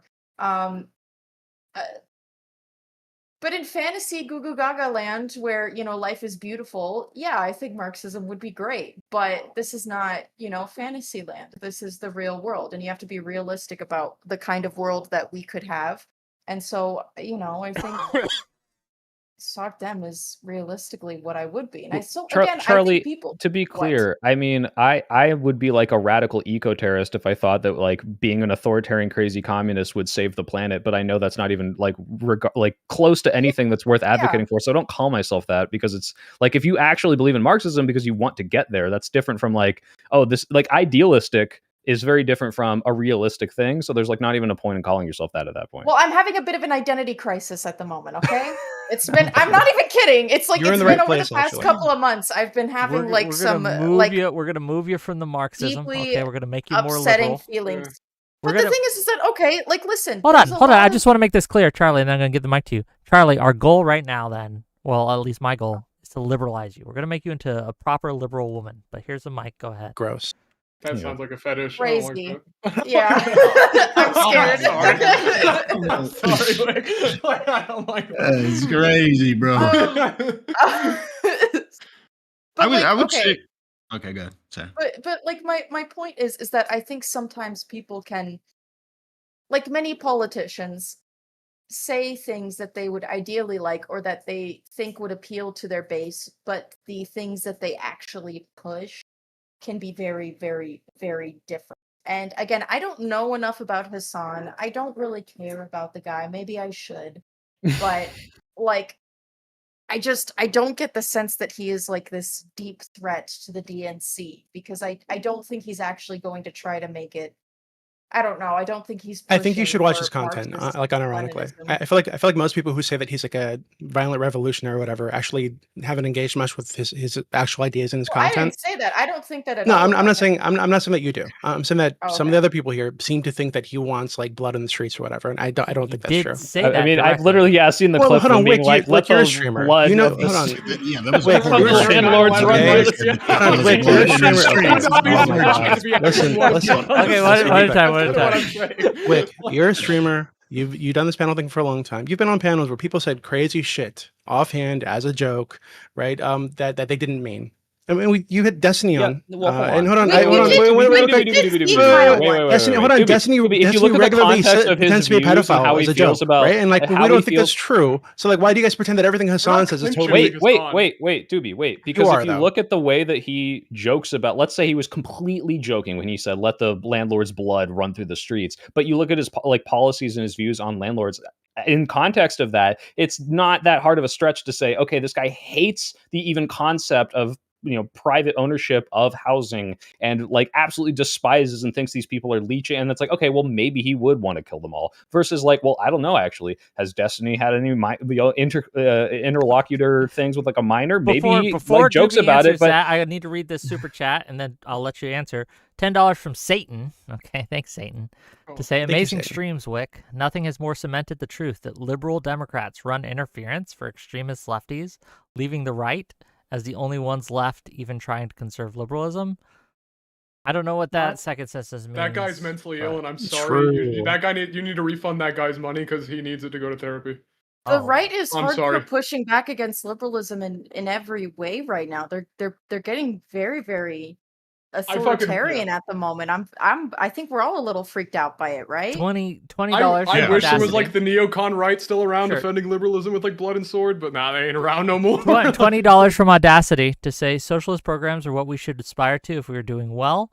If prices are down, the debt is manageable, and we've got a good grip on the border, social programs are feasible. Bake cake before adding frosting. Thank you for the $20. And I do want to give Doobie a chance to answer Soy Pill's question, so go ahead, Doobie. Okay. you lost me with the Satan thing. What was the question, Soypill? Like, what was? Can you just sum it up? I think when Hasan calls for the blood of landlords to Oh, run through okay, I the remember. streets, I think, Yeah, in I the got it. context of how he views landlords and how he talks about them, it's not that far of a stretch to say that that might not just be a joke. Okay, but this is what I mean. So I agree. It seems very clear, right? Everything I've seen debates that he's had on this, right? With not just Sesame, but other people too. And I've seen things where he's like talked about this on stream, long form, and it seems very, very clear that he thinks it is immoral to own a house and to rent it out to somebody else, to be a landlord, right? He thinks that this shouldn't be a thing that we allow in our system. I agree that long term, he'd want to get rid of that. He'd want to say that you can't be a landlord, that you can't just, leech off renters, right? Like I do. I'm a landlord. But I don't think Hassan wants to kill me, right? He has a One family of the good member. ones. Has a family member who's a landlord, right? It just seems like he's saying in his ideal world, he thinks that should be the policy, that we don't have landlords who own hundreds or thousands of units that they're selling out to people, and raising the prices every year so that these people can barely make ends meet. He thinks that's an exploitative system. I think I agree with him in a lot of cases. Yeah, sure. And he thinks ideally that wouldn't exist. But I don't think he would say that we should go out and murder the landlords, right? Even if there was a possibility that this would be a popular thing, I don't think there's nothing that I've seen from this guy, right, ever that indicates that he's okay with just going out and murdering civilians or people. He made a clip recently where he said, I think someone should just do it. And we all know what I mean by that, right? In reference to, again, violence against a certain person. I mean, but his son, Who He's was the okay with person? political violence. I want to kill Hold on, Nothing, who was the hold on, person? nothing. It was in reference to Donald Trump in reference to Taylor Lorenz's video on someone should do it. Yes. And I mean, we know Okay. he's I okay don't- with that's taking Donald out Trump. people he thinks that think it's are a very- immoral enough. That's Donald Yeah, Trump. I think Hold it's a very on. plausible Come on, Wick. interpretation to believe that, I mean, like, a lot of Hasan is people like have okay been with saying political I don't want to get too I've edgy, been but saying I don't that. disagree with Okay, him. And I some do. cases, I think that, again, I think it would once be you say beneficial. that you're okay with doing political violence to someone that you We're all think is okay with political immoral, violence. you can extend that, and it often It's not just happens immoral, that Wick. they That's extend that. I can't believe you're whitewashing Donald Trump. He's not just immoral. You think he's a fucking fascist who's destroying the country. I agree with you, actually. So saying, oh well, I just think he's immoral. No, that's not the thing. The thing is that he's actually dangerous to the country. No, Wick destroying doesn't millions- disagree with you, destroying dude. millions Wick of disagrees, lives. thinks but that I'm saying that killing him would Hasan be a sees bad landlords as thing a in the similar long run. threat. Hold on, wait, what'd you say? I'm saying that Hasan sees landlords and capitalism No. and other such things Capitalism, as sure. similar threats, as a threat just as bad as Trump is. Okay. I don't think he sees landlords as bad to be as bad as Trump. Maybe the concept of a landlord, sure, but I don't think he'd see like an individual landlord, but like, oh, this guy's as bad as Trump, whose policies are leading to millions of deaths. No, I don't think that's Trump. I don't know. He said the way he speaks about these things, it's very clear that he is okay with political violence against. So are people. you. So am I. So is everybody, Wick. Everybody's okay with political violence in some cases. You're Dude, okay with if people being you're killed not because they disagree with your scared- politics, Wick. If I'm you're sorry. not scared like, of you just Hasan's are. anti-landlord rhetoric, then why are you a frog and not your real photo? Hold on. Ironically, it's because people have been trying to dox me for a very long time on both sides, all sides of the aisle. Okay, and I'm a business owner, a filthy capitalist who's retiring this year. I'm selling my business this year. Congratulations, me. And yeah, it would be very difficult or inconvenient for my business to be out there and people finding me. Okay. I'm But just giving you shit. the end of the year, But no, to but be the clear, end of the Doobie, year, the idea that like yeah. we're all okay with political violence, yeah, in some contexts, everyone is. Yeah. The problem is if you say, "Hey, tomorrow someone should do it," in reference to Trump, this is very different because no matter how bad I think he is, I don't think that's the best solution right now. I agree. Because I do think there's still a way that we can change this electorally, and if we jump to the even far past January 6th option, and even if it has succeeded, I think we're in a much more fucked place in the long run. Let me because it's gonna let me ask you a radicalize question, people. Sweatpill. Sweatpill, let me ask Yeah. you a question. So if that could, I'm not going to say specifically what, but if that could happen, and I apologize for my gardeners being loud. If that could happen, and you were guaranteed no long-term negative political fallout, okay, would you really not press the button? Like, let's be real. Okay, if your question is if I could Thanos snap evil out of the world, the answer is yes. But the problem is we can't. So, like, yes, in this Okay, magical yeah, hypothetical so I agree world, with yes, you. I wish evil people would disappear, but it's not how the world works, unfortunately. Okay, so I agree with you. I think it would be bad if that were to happen, actually. But there is an emotional part of me that wants to say it should happen, right? And I think that's all that is. I don't think we should take it that seriously, to be honest with you. Yeah, because people have been saying that all over the internet, and I feel like maybe I we've wouldn't all want them had in that any place sentiment. of political Like, I power think it would either. be- Yeah, of course. They- That's what that's. I think I it'd be agree with Wick, beneficial like, that's going if, to alienate a if lot most of of people. most of our elected representatives got some kind of ass cancer and died. Okay, I think that'd be beneficial to the world. Most world leaders, actually, I think it'd be better if we just replace these fucking vultures, these old vultures who are fucking up the planet. But not realistic. I get it. So whatever. One of my so I friends linked me a VOD of Hasan encouraging his viewers to vote and going through like the Los Angeles voting pamphlet thingy. I don't know. I don't watch him, but Yeah, he does encourage his viewers to vote when he agrees with things, right? But the issue that people are upset with him about is he didn't explicitly go out and say, "Hey, you guys got to go vote for Kamala, right, over Trump." Yeah, and he has millions of people he could be mobilizing for canvassing, for door knocking, for all these other things that other streamers will do, Yeah. and he doesn't do it. If Hasan did what Destiny did, he would have record numbers. He would have record breaking, Yeah, I agree. like did nation Destiny setting. have people like out Okay, there I don't canvassing? He had people He had canvassing an in 2022. insane number Yeah. of people, and he is Okay. a fraction. Yeah. Well, he's like, Yeah, Yeah, I mean, so he definitely I agree with does that, a but I lot think to move things. so. I Yeah, agree with that's that, but I think that we're kind of running into a problem, whereas that we are saying that he shouldn't be involved and we should actually excise him from the party or whatever. Absolutely. But maybe he should canvass for the party. I don't want him Like, to I think canvass for the party. I think for him to Well, do that, you need to my pull him in point and then is, encourage him to go if do he it. was a more political or more effective political actor, he could be like a significant deciding Yeah. factor in a lot of these like senator and House elections. It could be a very big deal. Like, Right. Yeah. very, And- very Actually, big. wait, Wait, and I want like, to so- piggyback off that, Doobie, just because what you're saying is like, oh, this seems like we're talking out of both sides of our mouth. On one side, we say excise. On the other side, hey, you need to help us. So for a while, my position was, hey, Hasan really needs to be mobilizing his audience more in the same way these other people are. My problem now is there's enough of his radical rhetoric that's going to be used against us if we were to platform him like at the DNC as a speaker. If we're to say, hey, this is who's representative of the youth of the Democratic Party. So we can still do that. What happens is he has to become incredibly more pro-electoral, and he has to tone down the rhetoric and become like more of an econo boy. If that is something that we're going to now be I don't think it's using to possible. canvass. Actually, Well, if it's not possible, then I don't think we should have, like- Soypo, I think, Yeah, and this I'm actually curious about this. So I don't think any streamer, literally anyone, right? Destiny, Hasan, Vosh, any of these like really big political streamer people, I don't think any of them should be the face of any political movement ever, right? There's just too much baggage on all these people. Face I or don't yeah. agree with this. So- What and about, like, Dean Hasan- Withers? No, Dean Withers Dean is weird Withers as fuck. soy, but I don't think he has He's like weird as these fuck. He has a crazy weird little skeletons in the pen thing. closet. He's soy He as looks fuck. neurotic as fuck. He's creepy. No, it wouldn't work out. I'm sorry. And give him Cool. he's hold on. And he's new to streaming. Give him a Some few big years. TikTok debater guy. Give him a But, few like, years. You, He's gonna have. He's gonna have some kind of but scandal. like, we're talking about skeletons in the closet. Yeah, to be fair, if Charlie Kirk No, could yeah, do but it. I mean, but, a lot again, of but these again, fucking people he's do new. it. He's new to. Okay, so Ahrelevant. If he continues on and there's no scandals, no issues come up, other than he's a little bit weird. He's a little bit of a weirdo. Then yeah, I'd agree with you. That's fine. So it's not that I just like a didn't- post out. Okay, the what about, streamers try like, as to a dox class. John I think the guy? What about John Stewart? oh John Stewart I think would be great. Okay. Yeah, I think it'd be What great. about Well, yeah, wait. David I'm not Tacking? saying Hasan should be the candidate. I'm saying in the same way that Charlie Kirk is like seen as this youth. By the way, Charlie Kirk has actually been successful in pushing people in the youth to the right. As much as I hate that, unfortunately, the TikTok farming and that ecosystem works, which is why I do like that they're doing that like Unfuck America tour, trying to counter it. And you can see it's actually kind of effective because Charlie Kirk is running from all those people. But yeah, when I say Hasan could do the Charlie Kirk niche a lot better than he is doing now, especially if he tones down the rhetoric and becomes more of like, hey, yeah, I am an incrementalist. Yeah, maybe I have more realist, radical ideals. However, I understand the Democrats are the best way to get us to a better area, which is what everyone on that spectrum should be saying, including me, who's not as radical as Han. That I think we could use. That I think he should be doing to mobilize his audience. But real he's quick, clearly not doing that. $5 from Audacity to say, man, it's almost like Hasan is in it for the money and clout. I'll take $5. Yeah, probably. I mean, like most streamers, yeah. Certainly. But go ahead. So Wick, I'm curious. So I agree with. I think most of these people have so much baggage that they should just stay in their lane, which is streaming and mobilizing people to go vote if that's something they care to do. Right? I think Hasan should do that. I think it'd be beneficial.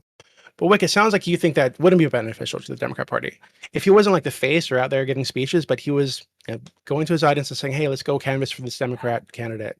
It sounds like you think that would be a bad thing. You wouldn't want him to do because that. I don't think he would actually. So I think that his goals are to subvert, as he said they are, to subvert the Democratic Party. If he was a different person with different goals, with the influence he had, then I'd be fine with it, right? But the fact that he has specifically stated that he does not like Democrats and wants to subvert them are one of the ways I think that he's cancer, and we need to excise him from the party, or Wait, Wick, to can- keep him can But out. the way he if you will. subverts the matters, I think. I mean, what I think. So I saw that clip too, and it sounds to me like what he's saying is just what happens in big tent party politics, right? You have people within the party have different ideals, right? Different goals, and they're trying to pull the party toward their ideal or goal. And his, I think, the end goal would probably be some kind of communism or something, right? Which is But a given that threat that's to not going to happen, liberalism, okay. But I think you're.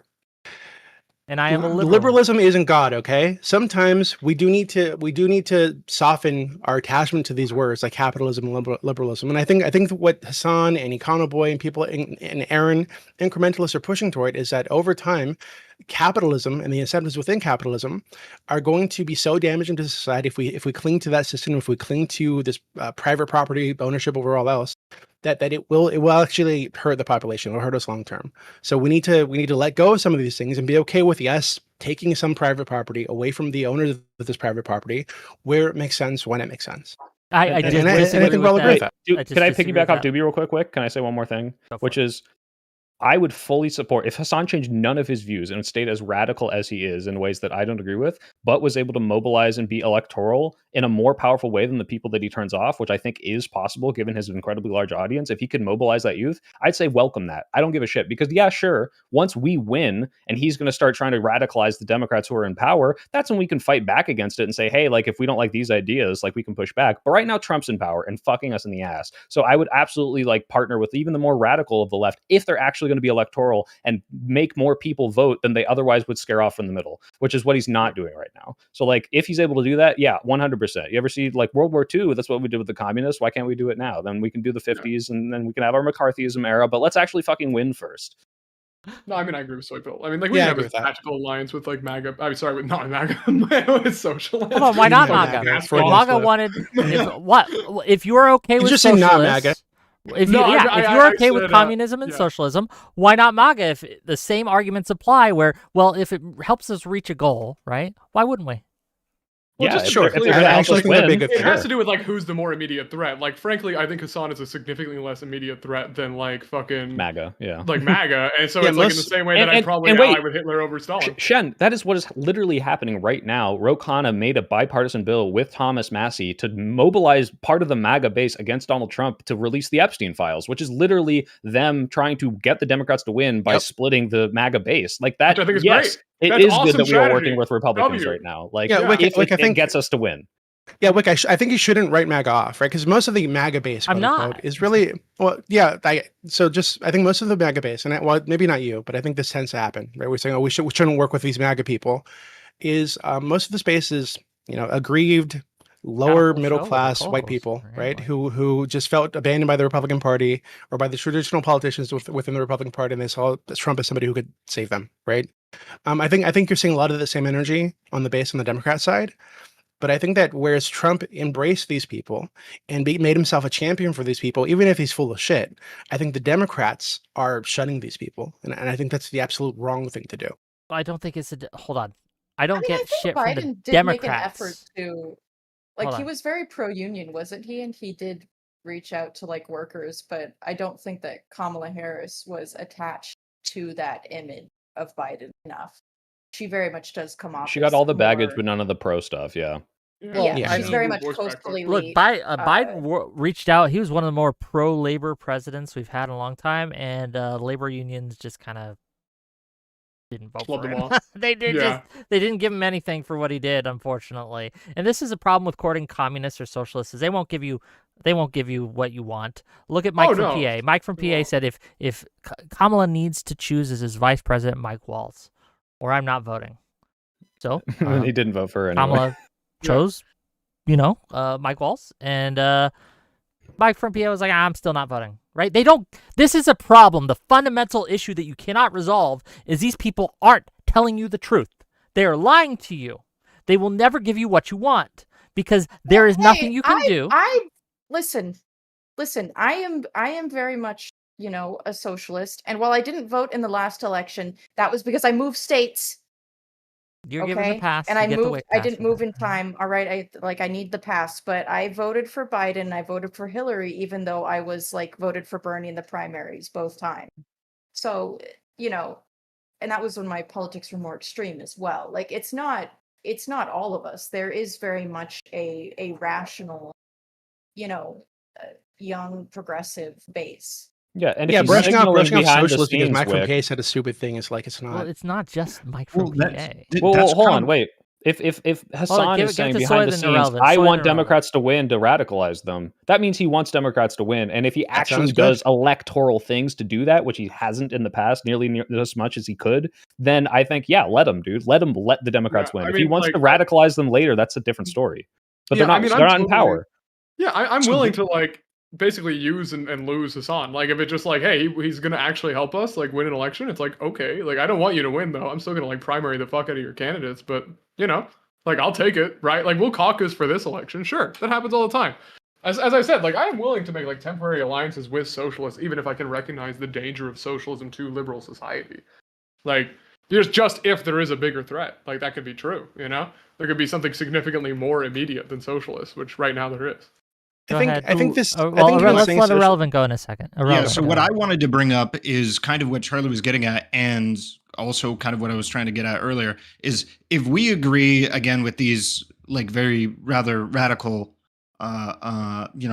socialists probably not being healthy for like the current movement, especially with like a nationwide threat like Trump looming. Should we be directly targeting reasonable socialists and signal boosting them, or are we just assuming that even reasonable socialists in this ecosystem will become more radical, so we should just abandon I will give you. like, I'll give you my answer. working with Irrelevant. them? We should be targeting and platforming liberals, not socialists. Okay. Right? We should be I mean, I agree targeting with and that. I'm signal obviously boosting gonna liberals. Platform my guys. Like, yeah, Straight up. I'm willing What to do you mean by- caucus If with socialists but I want to my vote guys for us, more power to them. I'll take their vote. But I'm not going to court them. I'm not going to signal boost them to say, "Oh, look at this is the good boy socialist who's on my side." No, if we want to be a liberal party, let's be a liberal party, and I do want to be a liberal party. So we platform. What do you mean by liberal? Liberals. Yeah, what So does that mean free to you? speech, free trade, free elections. That's what liberalism means to me, right? So Okay, do people you think who are that pushing, the socialists that we're talking about are opposed to those things? yes. They're opposed to free trade. Very Okay, much so. hold yeah. on. And sometimes Well- free speech, depending on the person. Yeah, free speech almost always. That's iffy. And they're incredibly isolationist. They're like, we should not be involved in like any other country. They're like anti-globalization in a lot of ways. Like these are things that I don't agree with. They're But very MAGA in a lot of ways. but Wick, I don't want to platform them insofar as making our candidates start saying stuff like that. Because like I said, those ideas are poison to most voters. But I do want to absolutely form coalitions and say, hey, like I know you want no free trade, but however, you want Medicare for all, right? Hey, help us get elected. We're going to push for a more progressive policy. But right now, their strategy seems to be, well, you're not giving me what I want on Gaza and Medicare for all, so I just won't vote. So it's like, okay, well, you're useless then. There's no point in forming Yeah, a there's coalition. nothing with you can give me. And Well, I mean, pretty much that's what I'm that- saying. well, It's that's like, the yeah, I elephant can in the room, caucus with you, right? but I'm not gonna like. Well, signal that's boost you. Like, the elephant in the room, right? Like- the Gaza. Look at the crystal ball interview with Slotkin. If you're not Like- on the right side of Gaza, it doesn't. None of the policies doesn't matter. That's the omni cause. Well, like, and I, that's think, it. I think it's No, like that's not you true. need to think about the. It's also it isn't true because again, I am very, I'm very anti-genocide, and I have personally just Whoa. felt very Oh my God. horrified. I know, wow, shocking statement. I've just since it began have felt horrified by Israel's response to Gaza, and I do think it is extremely distressing to watch children die and starve and go, oh, my tax dollars are going there. So I think that, but again, that is also a complicated issue because older people are more likely to be like, for some reason, we love this. It's still like, I just don't think, I think it was not a good idea to be so pro Israel. I don't think it was. Hold so on, good Wick. to do that. Wick, why do you think I'm leaving the free trade thing? So just really quick, I think free trade. I feel like you treat some of these things as like they're like gods and you worship at their altar and they can never be touched. But the reality is free trade is bad in a lot of ways, right? So that it does make sense to have Can you policies in place. wait, don't say cuz. What do you mean? What do you mean it's bad in a lot of ways? Yeah. Well, I mean that what Democrat socialists tend to favor and socialists generally tend to favor isn't just like no trade. They typically will require, they want to require that the people that we're doing trade with and the corporations are doing trade with or doing business with have some kind of standard for human rights, right?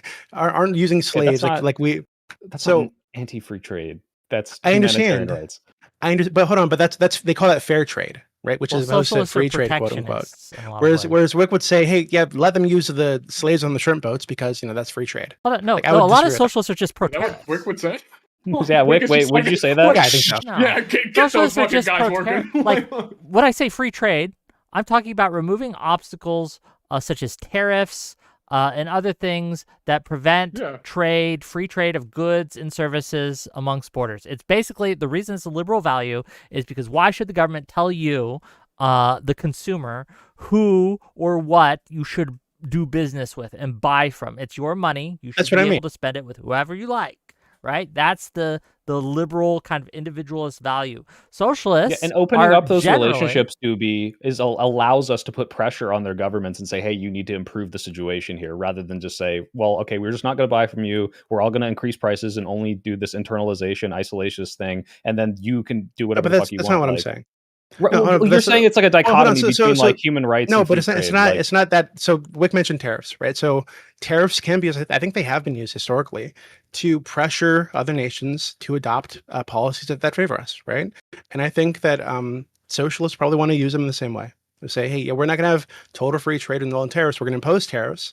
And if you want to trade with this country, do business with us, it's going to be much more expensive for you until you come up with socialists some wanna kind of protect standard the- for workers' rights. Look, Bernie, I'll use Bernie as an example, right? And he's advocated against he's advocated for protectionist policies. The mindset is, well, we want to make sure that the American worker gets first dibs and the American worker is protected, and he sees free trade as giving too much competition to the American worker, which overall hurts the American worker. And that's kind of the mindset through. I just reject that. I don't disagree think with that's that? true. Yes, I do think that the American worker is better off, right, with free trade. The American consumer is better off with free trade. I think that tariffs and other things can be used in a very targeted sense, but like for national defense reasons, I think tariffs are fine, right? If we wanted to tariff steel from China in order to protect our national interests in certain ways, okay, on very targeted, limited tariffs, I'm fine with that. Like, I'm not a pure free trade guy, as in no tariffs ever. But I think that generally free trade and moving more close to free trade is going to make people wealthier in America than it would otherwise. Well, I mean, I think I certain disagree with most of people that, but I'll. wealthier, Yeah, go ahead. but also, like, I mean, I do think that we need to think about the environmental cost of such a thing. Because again, we have seen, the tolls that industrialization has taken on the world. And I'm not so sure, while I think it is extremely convenient that I can just order some bullshit off of Amazon and it's made in China and I get it immediately, I do think that this is going to be a very short window in time in which this is possible before the burden on the environment and on our resources becomes too great. Again, I do think at some point we need to curb the excesses of capitalism at some point. Charlie, I agree, and that's why in an ideal world I'd be an eco-terrorist, but unfortunately I don't think that's like anywhere within the Overton window of what we can actually do about it. So we just have to like get free trade to get our economy into a place where we get a bunch of Democrats in power who then have the technology, infrastructure, and ability to revolutionize green energy, because otherwise we can't just like tell people to turn their factories off. Because as much as I wish we could, because I do all hate all this plastic crap and human rights abuse, it's just not realistic. I also just want to say for the record, like, I am not pro degrowth. Like, I think it's like neo-Malthusianism, and I'd rather just like tax the externalities that we're talking about. Like, if people put pollution in the air, tax the living hell out of it. But otherwise, I do think we can basically keep rearranging physical matter to keep producing more and more wealth. Dude, I don't know. I'm just nervous Yeah. because like every scientist that specializes in this stuff is like, hey guys, we don't actually have that much time, so I'm. Oh no, I'm I agree. nervous. I just I'm like nervous. I just think that there's like a better approach than just like, oh, we should just shut it down.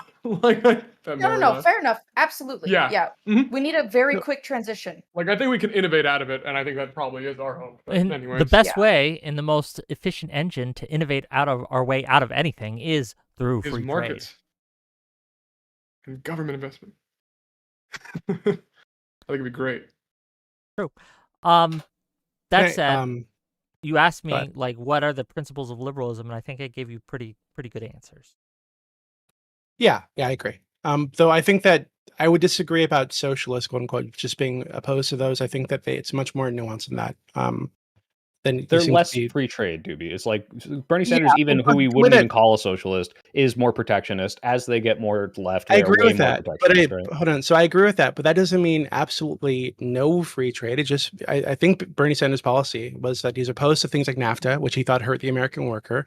He's opposed to the Colloquially, we would call outsourcing. that anti-free trade. Yeah, I understand. But that doesn't mean that that he's opposed to all free trade, quote unquote, right? Yeah, he's not. And I think that if it's true that these policies were detrimental to us and free trade, it does become detrimental, if not now, then in the future. I don't think there's any reason to call it like something we should hold on to. We should be open to adjusting our attachment to these things as they become more or less feasible. But Wick, I think that the problem is every single nation that moves away from globalist policies is like one that fails. Like that's almost like the connective tissue between why any nation fails is cutting themselves up off from free trade and being able to share and get the most efficient thing from all these other places, which I agree has a lot of problems. It does make us outsource slave labor to places like, Vietnam and Thailand. And I don't like that. But I think that's unfortunately like the step we have to take to solve it. We can't just stop and like move away from it. And that's what Bernie does when he's like anti-NAFTA, anti-TPP. Like it's just not it's holding us back to try to get to a place that we can't get to from that direction. Yeah, free trade's definitely going to come with its cost, but it definitely has more. Yeah, I agree. If we did that overnight, it'd be bad, right? But I don't think he or anybody would suggest doing that. But I really want to get to this Israel-Palestine thing that you mentioned with Slotkin, because I think it's really interesting. And I'm not going to get deep into the Israel-Palestine thing. Okay, I promise. Yeah, we've had like 1,000 it is debates genocide. on It's bad. that, Okay, right? But I hate Israel. To be clear, okay, I hate it more than most countries. I think any country on the planet. I think it's terrible. We figured that out. That being said, fair enough. now that my stance is clear, with the right? anti-Semitism, but I hate Israel. Okay, to be clear. So now that my stance is clear, what I'm curious about, right, is so there have been massive swings against Israel in, I think, all parties except the Republican Party, but even among young Republicans, there have been massive swings. But in the Democrat Party, especially, huge swings at all levels, right? I think it's like something like 71% right now. Are more empathetic, or more sympathy for the Palestinians over the Israelis, and they are opposed to sending Israel weapons, right? And sending Israel aid, military aid.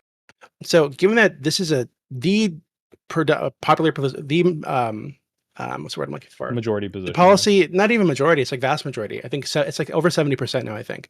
So vast majority of the Democrat Party feels this way. Why should the Democrat politicians, and why do you think the Democrat politicians do keep voting to send money to Israel through like military aid? Like why is there that disconnect? It just takes time, like to trickle up the primary chain. Like you can't just like do it immediately. Voting booth and not voting for these politicians because of their positions on Israel. That's the reason why.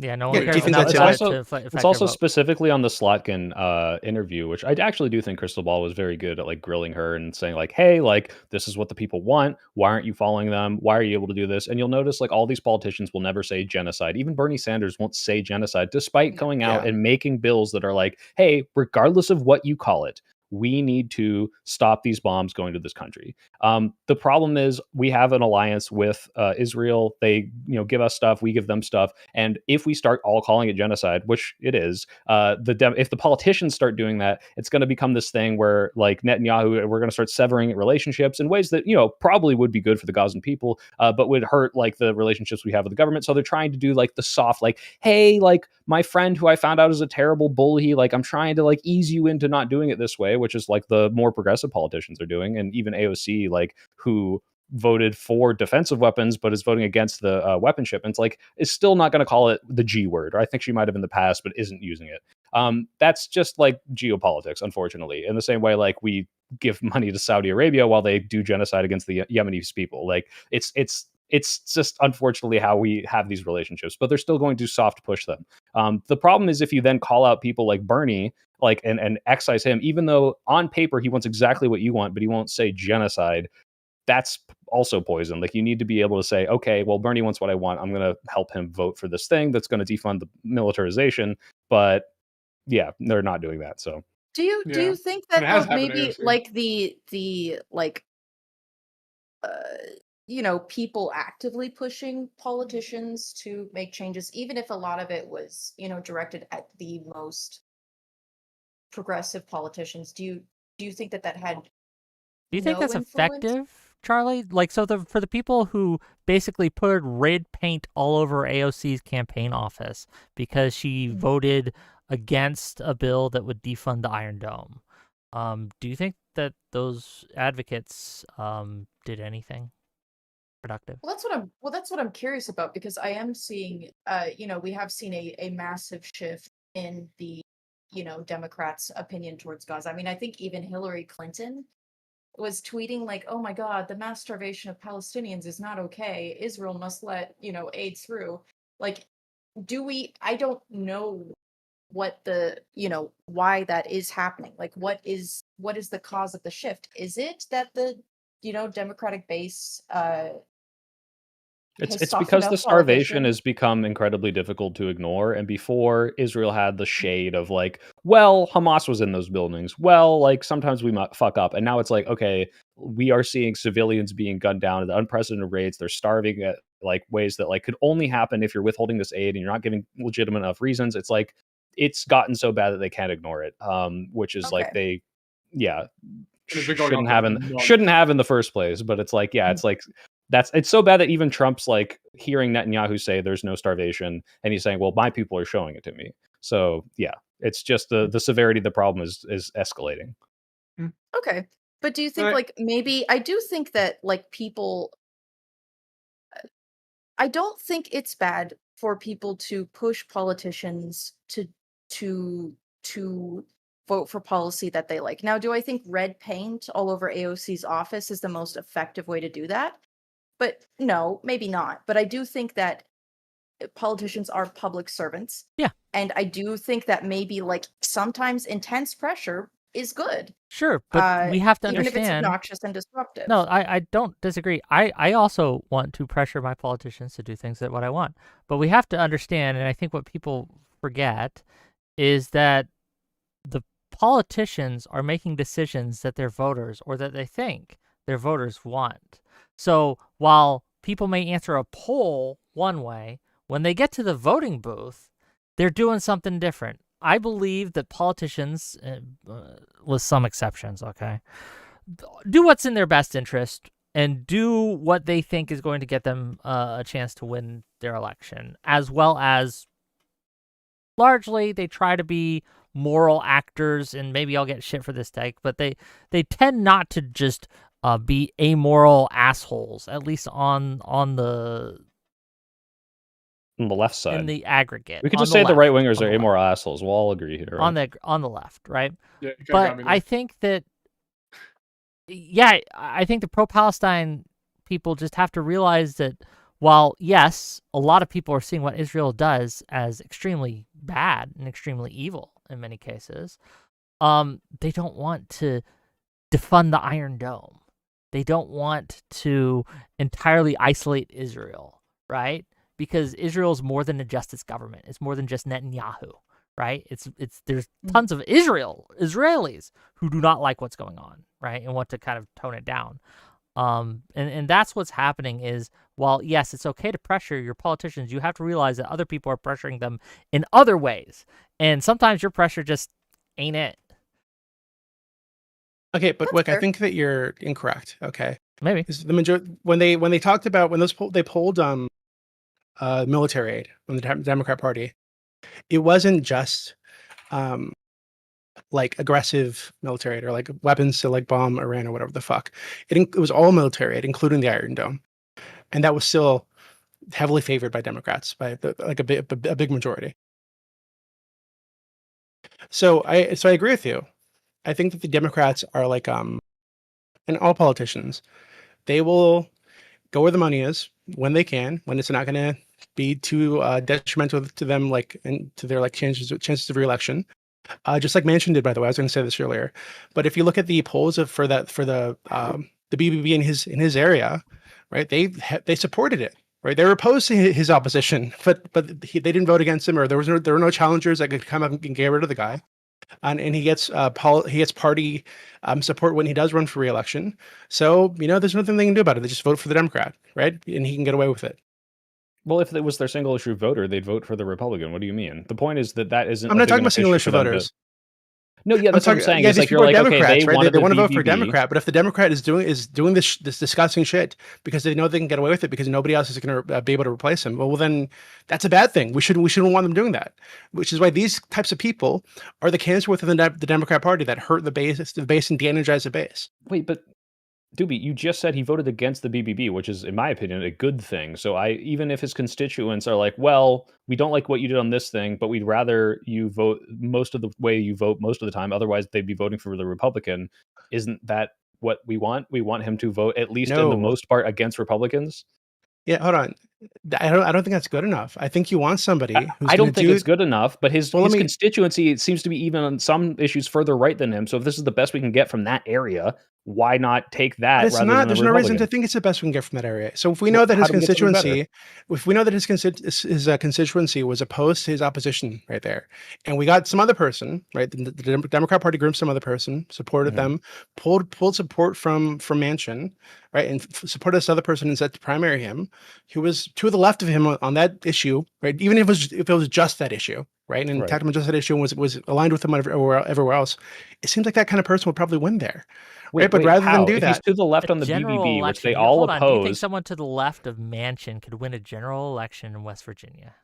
Yeah, I mean, I've been to West Virginia, man. Like, I think Manchin's almost about as good as you're going to get. You might get slightly better, but the majority of his constituents were opposed to his opposition. They supported it, right? They wanted him to vote in favor. So they're more right than him. Hold on, what are you saying? If he opposed the BBB, which is a democratic position to oppose the BBB. No, I think you're misunderstanding me. Hold on. Maybe I am. If you're saying they opposed his, okay, go ahead. They were opposed. They supported the BBB. Okay, BBB. Hold on. I see the disconnect. BBB, Big Beautiful Bill, or BBB, Build Back Better? Build Back Better. There's two BBB. Oh my God. There's two BBB. You guys are talking about different BBBs. Like, Jesus Christ. Yeah, okay. No, my bad. I got the wrong BBB. Yeah, no, it's okay. Fair enough. Now that we got that cleared up, because I'm like, they need what to do you stop using mean? the BBB. Because I was so appealed. What do you mean he voted against the Build Back Better bill and that was a good thing? I was like, what? But I wanted to hear you out. But no, you were talking about the Big Beautiful Bill, which is different. Yes. But go ahead. Soy Pill's a blue dog Democrat. He's just, yeah, so again, well, I was just surprised. I was like, oh, well, okay, you're anti-Build Back Better. Okay, well, let's hear it. I'm curious, right? But... Yeah, so I think people like this, right, who are, I think, vulnerable on those issues, if the party actually did what the Republican Party did in that they took support from them, supported primary challenges to them because they weren't left enough, quote unquote, or weren't Democrat enough for the party, and push people who were aligned with him on just about everything else, but on that issue that was popular with his constituents, that was opposed to him and could criticize him on that, I think there's a good chance that he could win. The issue I think is that and I can understand that the Democrats want to play it safe, and I can understand this, right?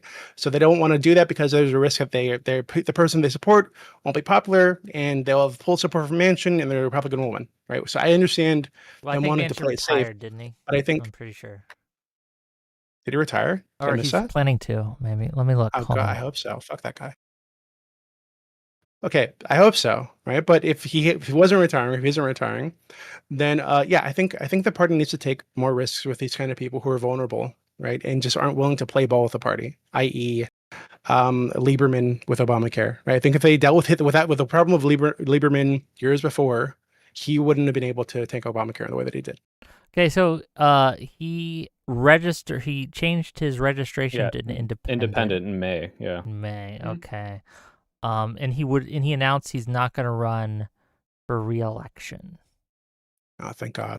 So if anything, now would be the time to do what you're explaining, Doobie. Yeah. It's not happening right this second. So because there isn't like an entrenched dude already like running on the Democratic And ticket. look, the primary will decide in West Virginia on what they think that the voters will want. But this idea that, like, again, Republicans did this, or MAGA specifically did this with Republicans in 2020, 2022, etc., where they really pushed in the primaries for a more MAGA candidate because they wanted someone more close to MAGA values.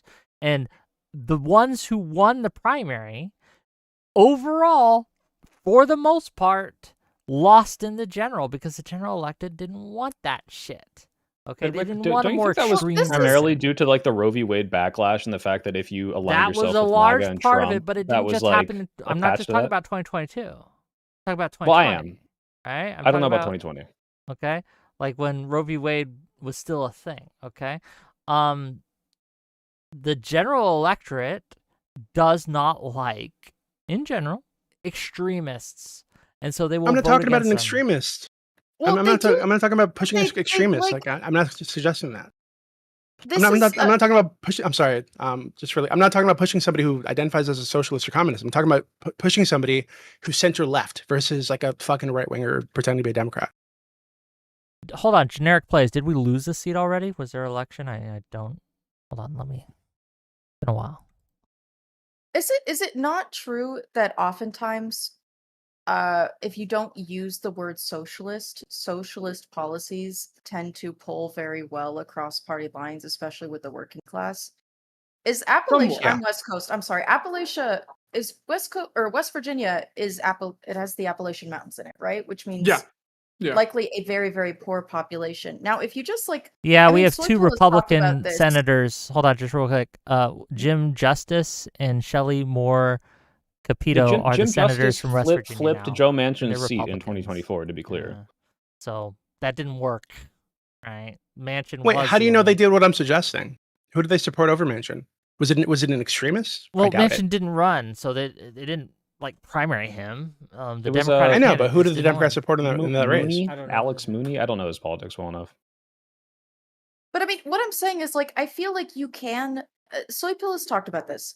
If you don't use the word socialist and you don't focus on social issues like trans stuff, race stuff, gender stuff, like a lot of working class America will go for socialist progressive policies as long as you don't call them socialist. Would it not be possible to have a progressive politician in a red area as long as they say things the right way, phrase things in a sneaky way? Would that not be a I mean, ironically, Trump, I think that Trump actually supported policies that we typically consider to be socialist, quote unquote, like universal health care. He was pushing universal health care on the campaign trail when he first got elected. He was? I think he was just kind of saying whatever, though. But I agree. But he did say that we should have universal health care.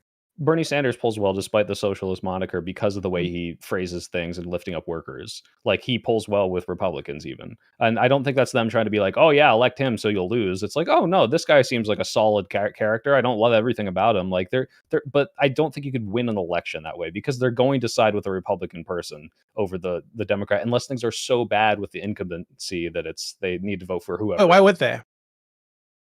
Oh, hold on. Do you mean like the Republican or the? If you're a progressive in a red state saying, "Hey, here's these populist policies that they might think are cool," they're still going to vote for the Republican because the Republican appeals more to why they're red in the first place. Is what I'm saying. Yeah, I agree with that. Unless there's massive issues, maybe after Trump. So who knows? Just real quick, Democrats do win in red states, right? They do, right? Sam Sutton just won in a deeply red New York State Senate district. Okay. We've had what was it? Kentucky had a Democrat governor for a while, or maybe it was a mayor. I forget exactly. Right. Wish we had Josiah. He could give us the rundown on this. Pondering Politics is the man for these kinds of things. But yes, is it Bashir? It might be. Is that but governor of Kentucky? But they are pretty solid Democrats, and they win in these deep red areas. But how do they win? That's the question. How do they win? What issues do they run on? It's not super socialist progressive stuff. That's not what they run on. That's not what wins in these areas, right? But the problem we're seeing nationally is that a lot of people will be called rats, snakes, etc. Look at what they did to Manchin. I think the way that a lot of the progressives treated Manchin was horrific. Manchin was holding down the Senate for us in West Virginia, and they just shit on him because he was voting in the way his constituents wanted. And I think we need to. He wasn't though. I just explained that he wasn't. Like 70% of his constituents supported that thing that he was opposing. You said one policy. Obviously, politicians represent bundles of policies, and even if they do want him to go more on the left on some things, probably in general, Manchin was roughly representing the interests of the people of West Virginia because he was getting reelected over and over and over again, right? Right, and then they elected Jim Justice, so it's they clearly wanted to move even more right, I guess. More likely. Sure, this is a non-falsifiable thing. If who was the frickin' Democrat they ran? Was it Elliott? Glenn Elliott? If Glenn Elliott had been more progressive, or if Glenn Elliott had supported the BBB, the Build Back Better, that maybe they would have elected him, I guess. But I'm not even sure because I'd have to look into what Elliott had ran on. I'm not very familiar with this election. Yeah, Testicle Johnson for $5. Non-existent candidate. Oh, sorry. Sure. Testicle Johnson for $5 says Charlie is correct. People already support quote-unquote socialist policy, depending on how the question is asked. People are too dumb to understand what they support. I hear this all the time, right? But that a Wick watcher that likes me? That's crazy. Look, I like I found Charlie. one. Actually, wait, that was Testy. He was in my chat right now. Oh fuck. Okay, so it's a Shannon Damn it! No, Testicle Johnson is a Wick watcher. I know that name. That is true. Yeah, he watches us all. Shenandoah when I is look a at the Wick Wick orbiter. chat, they're like, "Can you tell I'm a Wick Charlie's orbiter, true. bitch?" I'm like, I'm a Wicker. "Oh." No, we As they call them. Yeah, you can use the hard R. It's your word too. You're one of us. Oh yeah, shit! I didn't think that. Fuck. But yeah, I hear this all the time. But how the question is asked is doing a lot of heavy lifting there in this, right? So yes, depending on how you ask the question, you can get people to answer all sorts of ways in a poll. I tend to look at. I agree. I tend to look at how do they vote. Right? What are they actually voting for when they vote? Who are they actually voting for? What is true is that if you take a single issue that is more progressive, oftentimes it can win in even very deep red states if it's a direct ballot initiative. But these people won't vote for progressives or socialists. They just won't, right? So they might vote for but you don't even need somebody who calls himself a socialist, right? So when I say Doobie, before you respond, I have to read this because I just found this and I wasn't familiar with this. This is what Glenn Elliott lost on in 2024 in the Manchin Senate race. So he said, top 3 issues, according to Ballotpedia: restoring women's reproductive rights is a top priority of my campaign, strengthening the middle class, and healthcare is a right and not a privilege. So he's campaigning almost on Medicare for all in a more progressive way in Manchin's district and losing to this Republican guy. How much did he lose by? Probably because of the reproductive stuff. I'm willing to bet it was the reproductive stuff. How much did he lose by? I'm really curious. It was 68 to 27%. Okay, so you got BDFO'd. It wasn't even a close. Right. That was. What was that Democrat turnout in that election versus the prior election? You know, I don't know. So I'd be very curious to see if there was a massive decrease in Democrat turnout because they'd been de-energized by what happened with Manchin, which is not. As I understand it, aren't midterms almost always dominated by Democrats right now? Or are we talking about the 2024? This is 2024, so this my bad. Manchin's seat was up, I guess, because he stepped down. Mm-hmm. Yeah, I'd be very curious to see that. I just don't know. Off the top of my head. So Wick, I think when we all do this for a living, by the way. Man, look, I think. Hold on, I'm a hobbyist. Okay, I don't stream. I'm not a streamer. Fuck you guys. Okay, Wick just come on here too lazy to buy YouTube Premium. Man, I was here to talk about socialism and liberalism, and we have gone.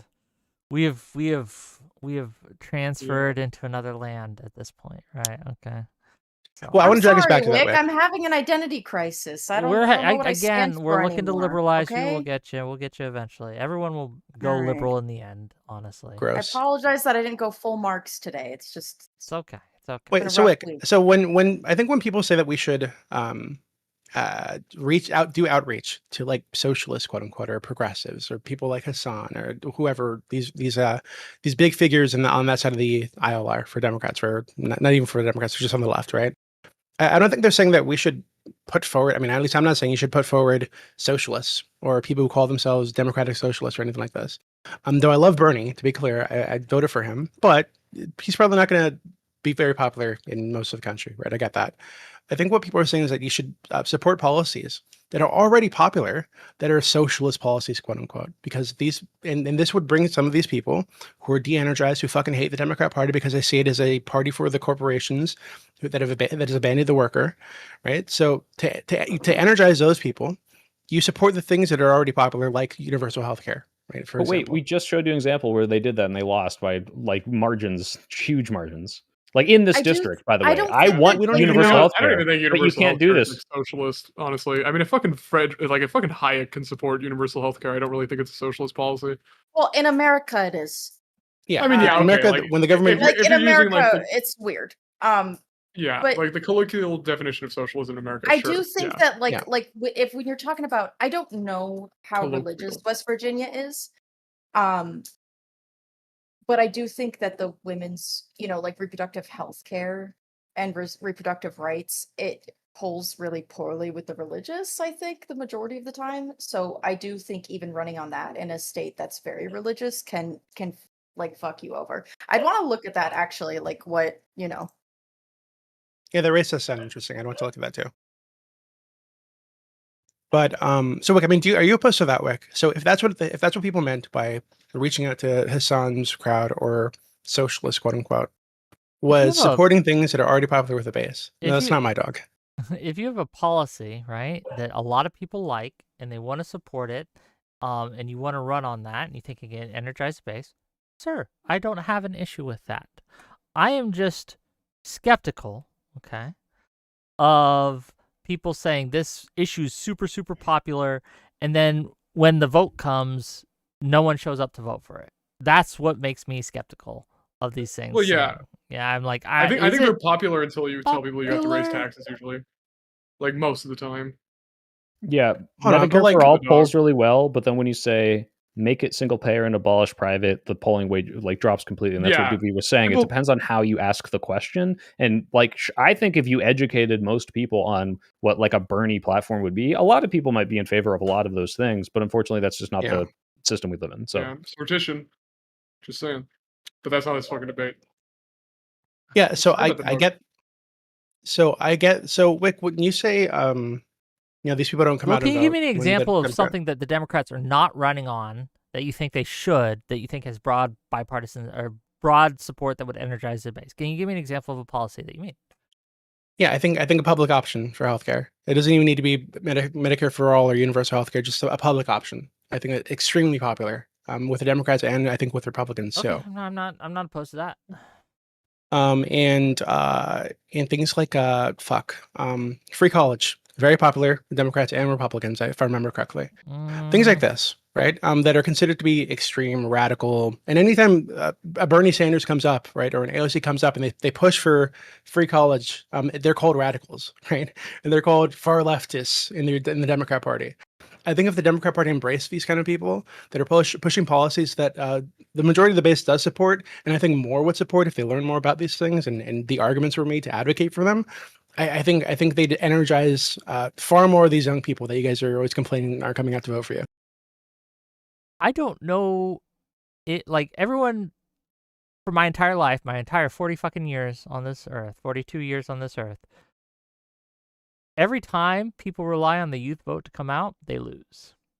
They're like, we're gonna get it Yeah, now. you have to energize them. We're gonna energize them. We're gonna appeal to them. We're gonna do what we think is necessary to get them to come out, and they just Doobie, don't. who energized who's them the more last- than Bernie Sanders, right? Like he didn't win. Like as much as I Don't get want me him to started on win. Bernie Sanders. Yeah. Hold on, but Bernie Sanders did energize him, but I think Bernie Sanders was undermined by the Democrat Party, like from the start. I think they did a lot of work Yeah. to suppress him, suppress his message, to paint him as a radical, from the start. So Sure. I think if he'd been treated fairly by the Democrat Party, Hold I on, think he would was have won running in the a primary. primary. What do you think the fair treatment for someone running in a primary is by their opponent, right? Their opponent's I absolutely think gonna try to not paint feeding his them as opponent. crazy. I think not. I think the and it's not. I will consider these people to be part of the Democrat Party infrastructure, like allies in the media, for example, who gave Hillary the debate questions, for example, who would ignore his speeches and stream Trump's podium for 45 minutes while Bernie was giving a speech, and cover Hillary's speeches for sure, ignore Bernie's and show Trump's. I think there was a coordinated effort in the Democrat Party and their media allies to push Trump because they thought that he would be easy for Hillary to beat, and to ignore Bernie Sanders, who was a real competitor, especially toward the end of that campaign. To be honest, I probably think Bernie would have lost the general, but that's just me. No, I disagree with that. He pulled better against Trump than Hillary did. I don't know. If you can't win a primary, even if it's a rigged primary, quote unquote, I just don't think you're going to win the general. I did hear a lot of, a good chunk of my dad's side is very Republican, and would never have voted for Hillary, but they said that they liked Bernie a lot. So I mean, that again, that's anecdotal. I do Yeah, feel it's like what we were he saying was. before. Those populist messages do appeal across the board, especially if you Yeah. kind of generalize them. Just say, hey, let's lift everyone up. People like hearing that. Unfortunately, I'm willing to bet, I don't know where your dad lives, Charlie, but like he would still vote for a Republican in a Republican area, or more Republicans would vote Republican in the Republican area than would like flip to purple or blue Yeah. because of a Bernie. Can I also can I piggyback off you a little bit, Soypil? I also wanted to say earlier in this debate that like we can have populist messaging and still like be liberals. It is like totally possible to be like, Yeah. yeah, I want to like break the backs of rent seekers. I want to like, provide like education to everybody and healthcare to everybody. I think that's like a totally fair liberal position that you could take Yeah. up. You don't have to That's go what we like were all saying the way to earlier, social. Shen. Yeah.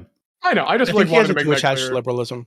Maybe answer this I like question. it. I was I think actually it's cool. so I watched that debate yesterday, Wick, and I was wondering when this would come up. Okay, so because I think that the reason people like Econoboy and Aaron and Hasan are incrementalists, right, is because they think that over time, and they think currently there are issues with the capitalist system, but they think over time those issues are going to become more extreme, more obvious, and more unsustainable.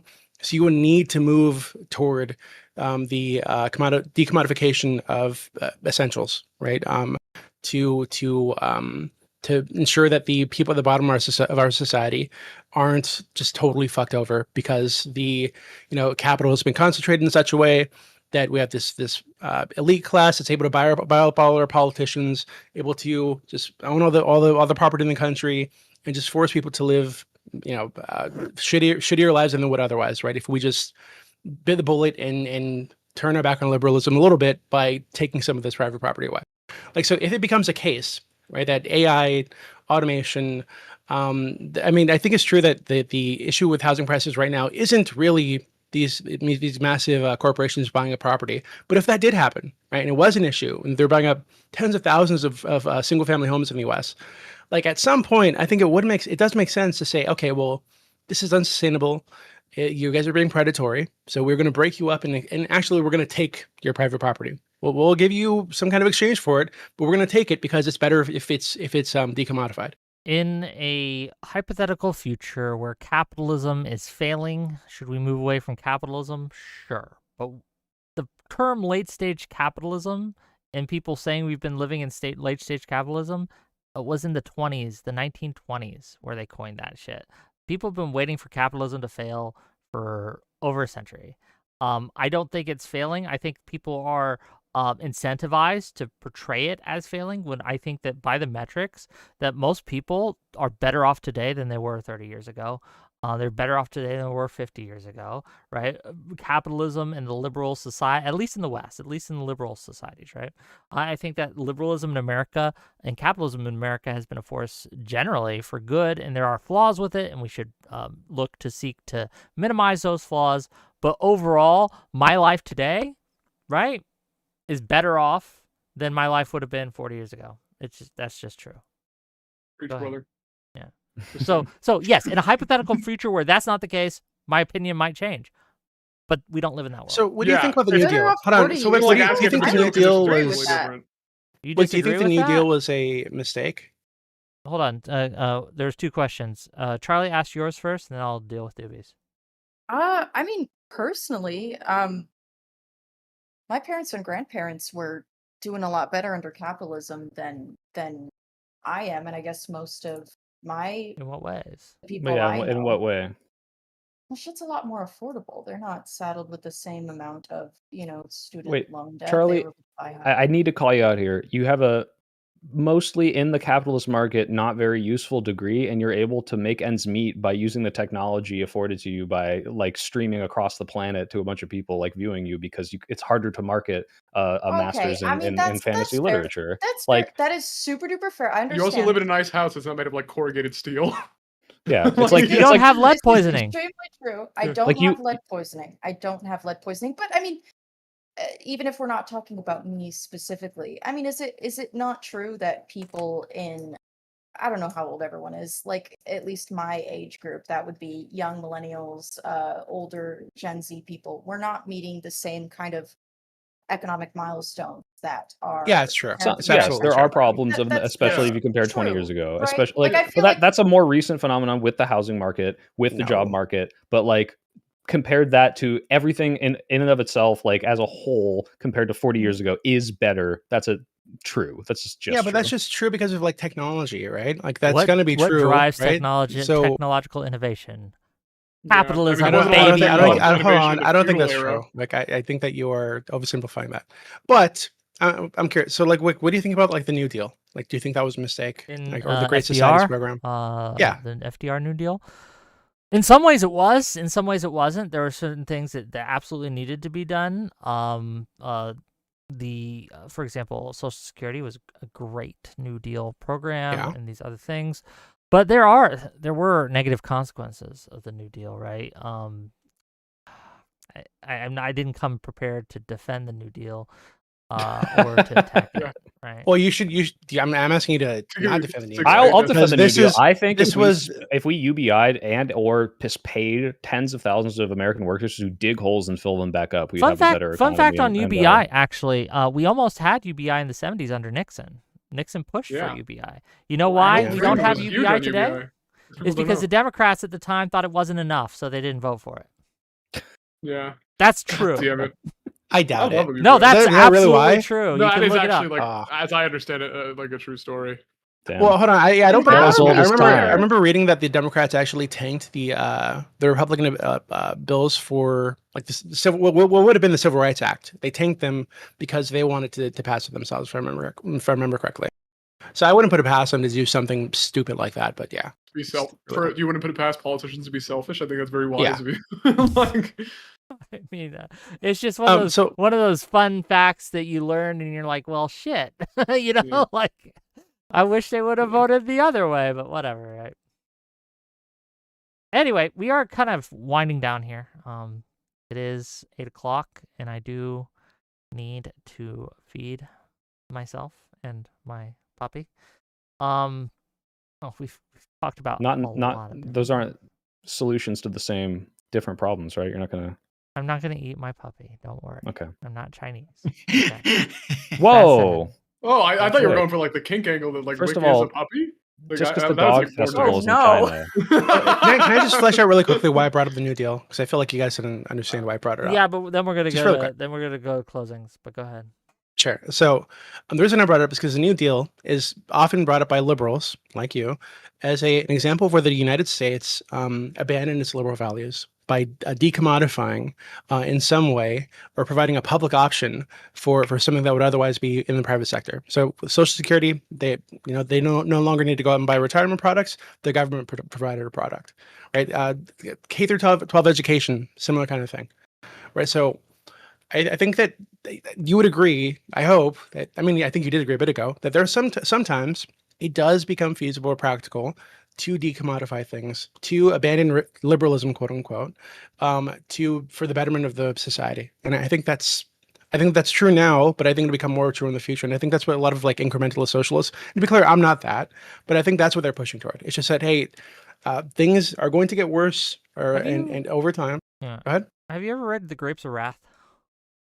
Yes, I read it in probably elementary school. Then I remember seeing You the, might the not movie remember in this like high scene, school or but something. one of the desultory effects of the New Deal, right? Because we think of the New Deal now as just simple a thing that worked, but they tried Yeah. a lot of different shit, and a lot of it didn't work. And The Grapes of Wrath, there's a scene in The Grapes of Wrath where basically FDR had a bunch of people going in and just fucking destroying crops, right? Because they were looking Yep. to fix prices and things like that. And so while yes, in hindsight, we can look at the things they arrived at as pretty good, the fact that they did so much damage along the way is something to keep in mind. But finish your closing statement. I just wanted to. Yeah, so I mean that's all I'm saying, and I think that's what Hasan is saying. That's what Econoboy was saying yesterday. That's what Aaron Orbs Traderite is saying. It's just that as things become, as socialist policies, quote unquote, become practical or feasible, we shouldn't be religiously attached to liberalism, quote unquote, because I think eventually the argument is that it will become unfeasible or detrimental to the society. Okay, thanks for being here, Doobie. I appreciate you jumping on short notice. Charlie, our existential crisis person, go ahead, give us your closing thoughts. I know. I'm sorry I wasn't able to give you the heat you were looking for, Wick. Again, I've been suffering Happens. an identity crisis recently. Um and also just feeling some general despair about, my feelings on what is possible for humanity in the future. Also, I watched part of the Destiny Econoboy debate last night and realized I'm super out of my depth. I understand that Econoboy, I think, has like a PhD in economics, but I was still like, my god, I'm not following some of this. So my confidence was a little bit shaken. But anyway, I think Nordic model, maybe probably our best bet. um God, I don't fucking know. I had fun though. I'm glad you had fun, and it's okay not to know things. Um, I know. Look, the thing I realized from the Econoboy and Destiny debate is I don't think Econoboy likes me. That's what I realized. But it is what it is. Go ahead, Ahrelevant. Yeah, so what I would say is, I feel like there was quite a settlement about very prolific, like staunch socialists and stuff, but I feel like there was still like not as much resolution as I would have liked about more reasonable socialists, because I think there is really something to be said about pretty much socialists who are practically sock dems, but just like nudged just like one step more to the left. It is a significant step, but nudged one more step over there. I think there are reasonable people who don't go and say that we need to destroy every fabric of like the liberal world order in order to achieve their goals and their aims. And I'm not sold on the idea that I shouldn't really, really substantially work with these people, especially to get them to try to make them the prominent voices of socialism. Because if those were the prominent voices of socialism, I think we're cooking. But yeah. So yeah, that's my. Okay, well, thank you for my piece. being here. Really appreciate you. Shenandoah. Yeah, so as usual, I come with like 4 pages of prep and I never touch it, which I gotta probably stop doing. But I did at least enjoy the debate. I did have fun. I am gonna reiterate that I love liberal society. I think liberal society is a good society. I think it can be improved because, of course, I'm a Georgist and I'm a sortitionist. I think there are definitely better forms of liberalism out there, but I don't think socialism is necessarily the answer. I don't have a fundamental issue with social democrats. I often disagree with them, but that doesn't mean that they can't exist within a liberal society. I generally believe that socialists proper, like the people who want to socialize the means of production, are a legitimate threat to liberal society. And frankly, I'm not very interested in signal boosting them, but I would caucus with them a little bit as we take care of the bigger threat that is MAGA. And that's my opinion. Well, thanks for being here. funny. Thank And you. look, prep, it's its own reward. $5 from Ben Riley to say, in upper middle class white mom voice, a kind of boy isn't mad at you, just disappointed. Hashtag just read the Substack. Well, thank you for the $5. Go ahead, Soy Pill. Yeah, things are fucked right now. My friends and family are suffering. All my government job family is being fired. All my illegal immigrant friends and family are worried about getting deported. ICE is being insane. Trans people are under attack. I will take anyone I can get to fight against that. If that's Hasan willing to be electoral, fuck yes, please get him on board. But he's not right now. And unfortunately, not being electoral is already going to hurt our chances because your millions of viewers aren't voting. Therefore, what's the point of having you? Because you also hurt us when you say insane things that turn off the moderate voters. So I think if Hasan's lovers and all the audience can convince him to be more pro-electoral, please do it, because we need all the help we can get right now. Things fucking suck. And I will literally let the communists walk on my back to the voting booth if they're going to vote. So please, let's Would you actually let get something Tolly done. walk Let's on your kick back Tolly walk on my back to to the vote for voting Trump. booth? Absolutely to vote not. against Trump? Nah, fuck Tolly. I would drop Tolly off in the back, and actually no, it's voter suppression. I'm about to say. I'm not going to say what I was about to say. So anyway, I think that we need as many votes as we can get. And that if that means working with socialists, 100,000%. I will work with the socialists. I will work with the most far left radical people if they're electoral, because in their eyes, they're getting what they want, which is Democrats in power, which they can then push left, which is something I want to do. And in my eyes, I'm getting MAGA the fuck out of office. So please, please, please, please, please do everything you can to mobilize your bases to vote, because that's what actually fucking changes elections. And if you want to be more radical, do it. Just wait until the Democrats are in power. Okay, well, thank you all for being here. Soy Pill's always a pleasure. Charlie, always a pleasure. Doobie, thanks for coming. Shenandoah, I'll always like you. Irrelevant, like you as well. And I like you too, Doobie, don't worry. But we're going to raid out into Shenandoah. And I guess I'll see you guys, I don't know when, man. Will I Maybe stream this next week? Sunday. I need to message you about that, Wick. Okay, well, maybe a Sunday stream. We'll see, right? Might be a special Sunday stream, but we'll find out. Okay, with that, bye-bye, everyone. Bye-bye. Bye. Bye.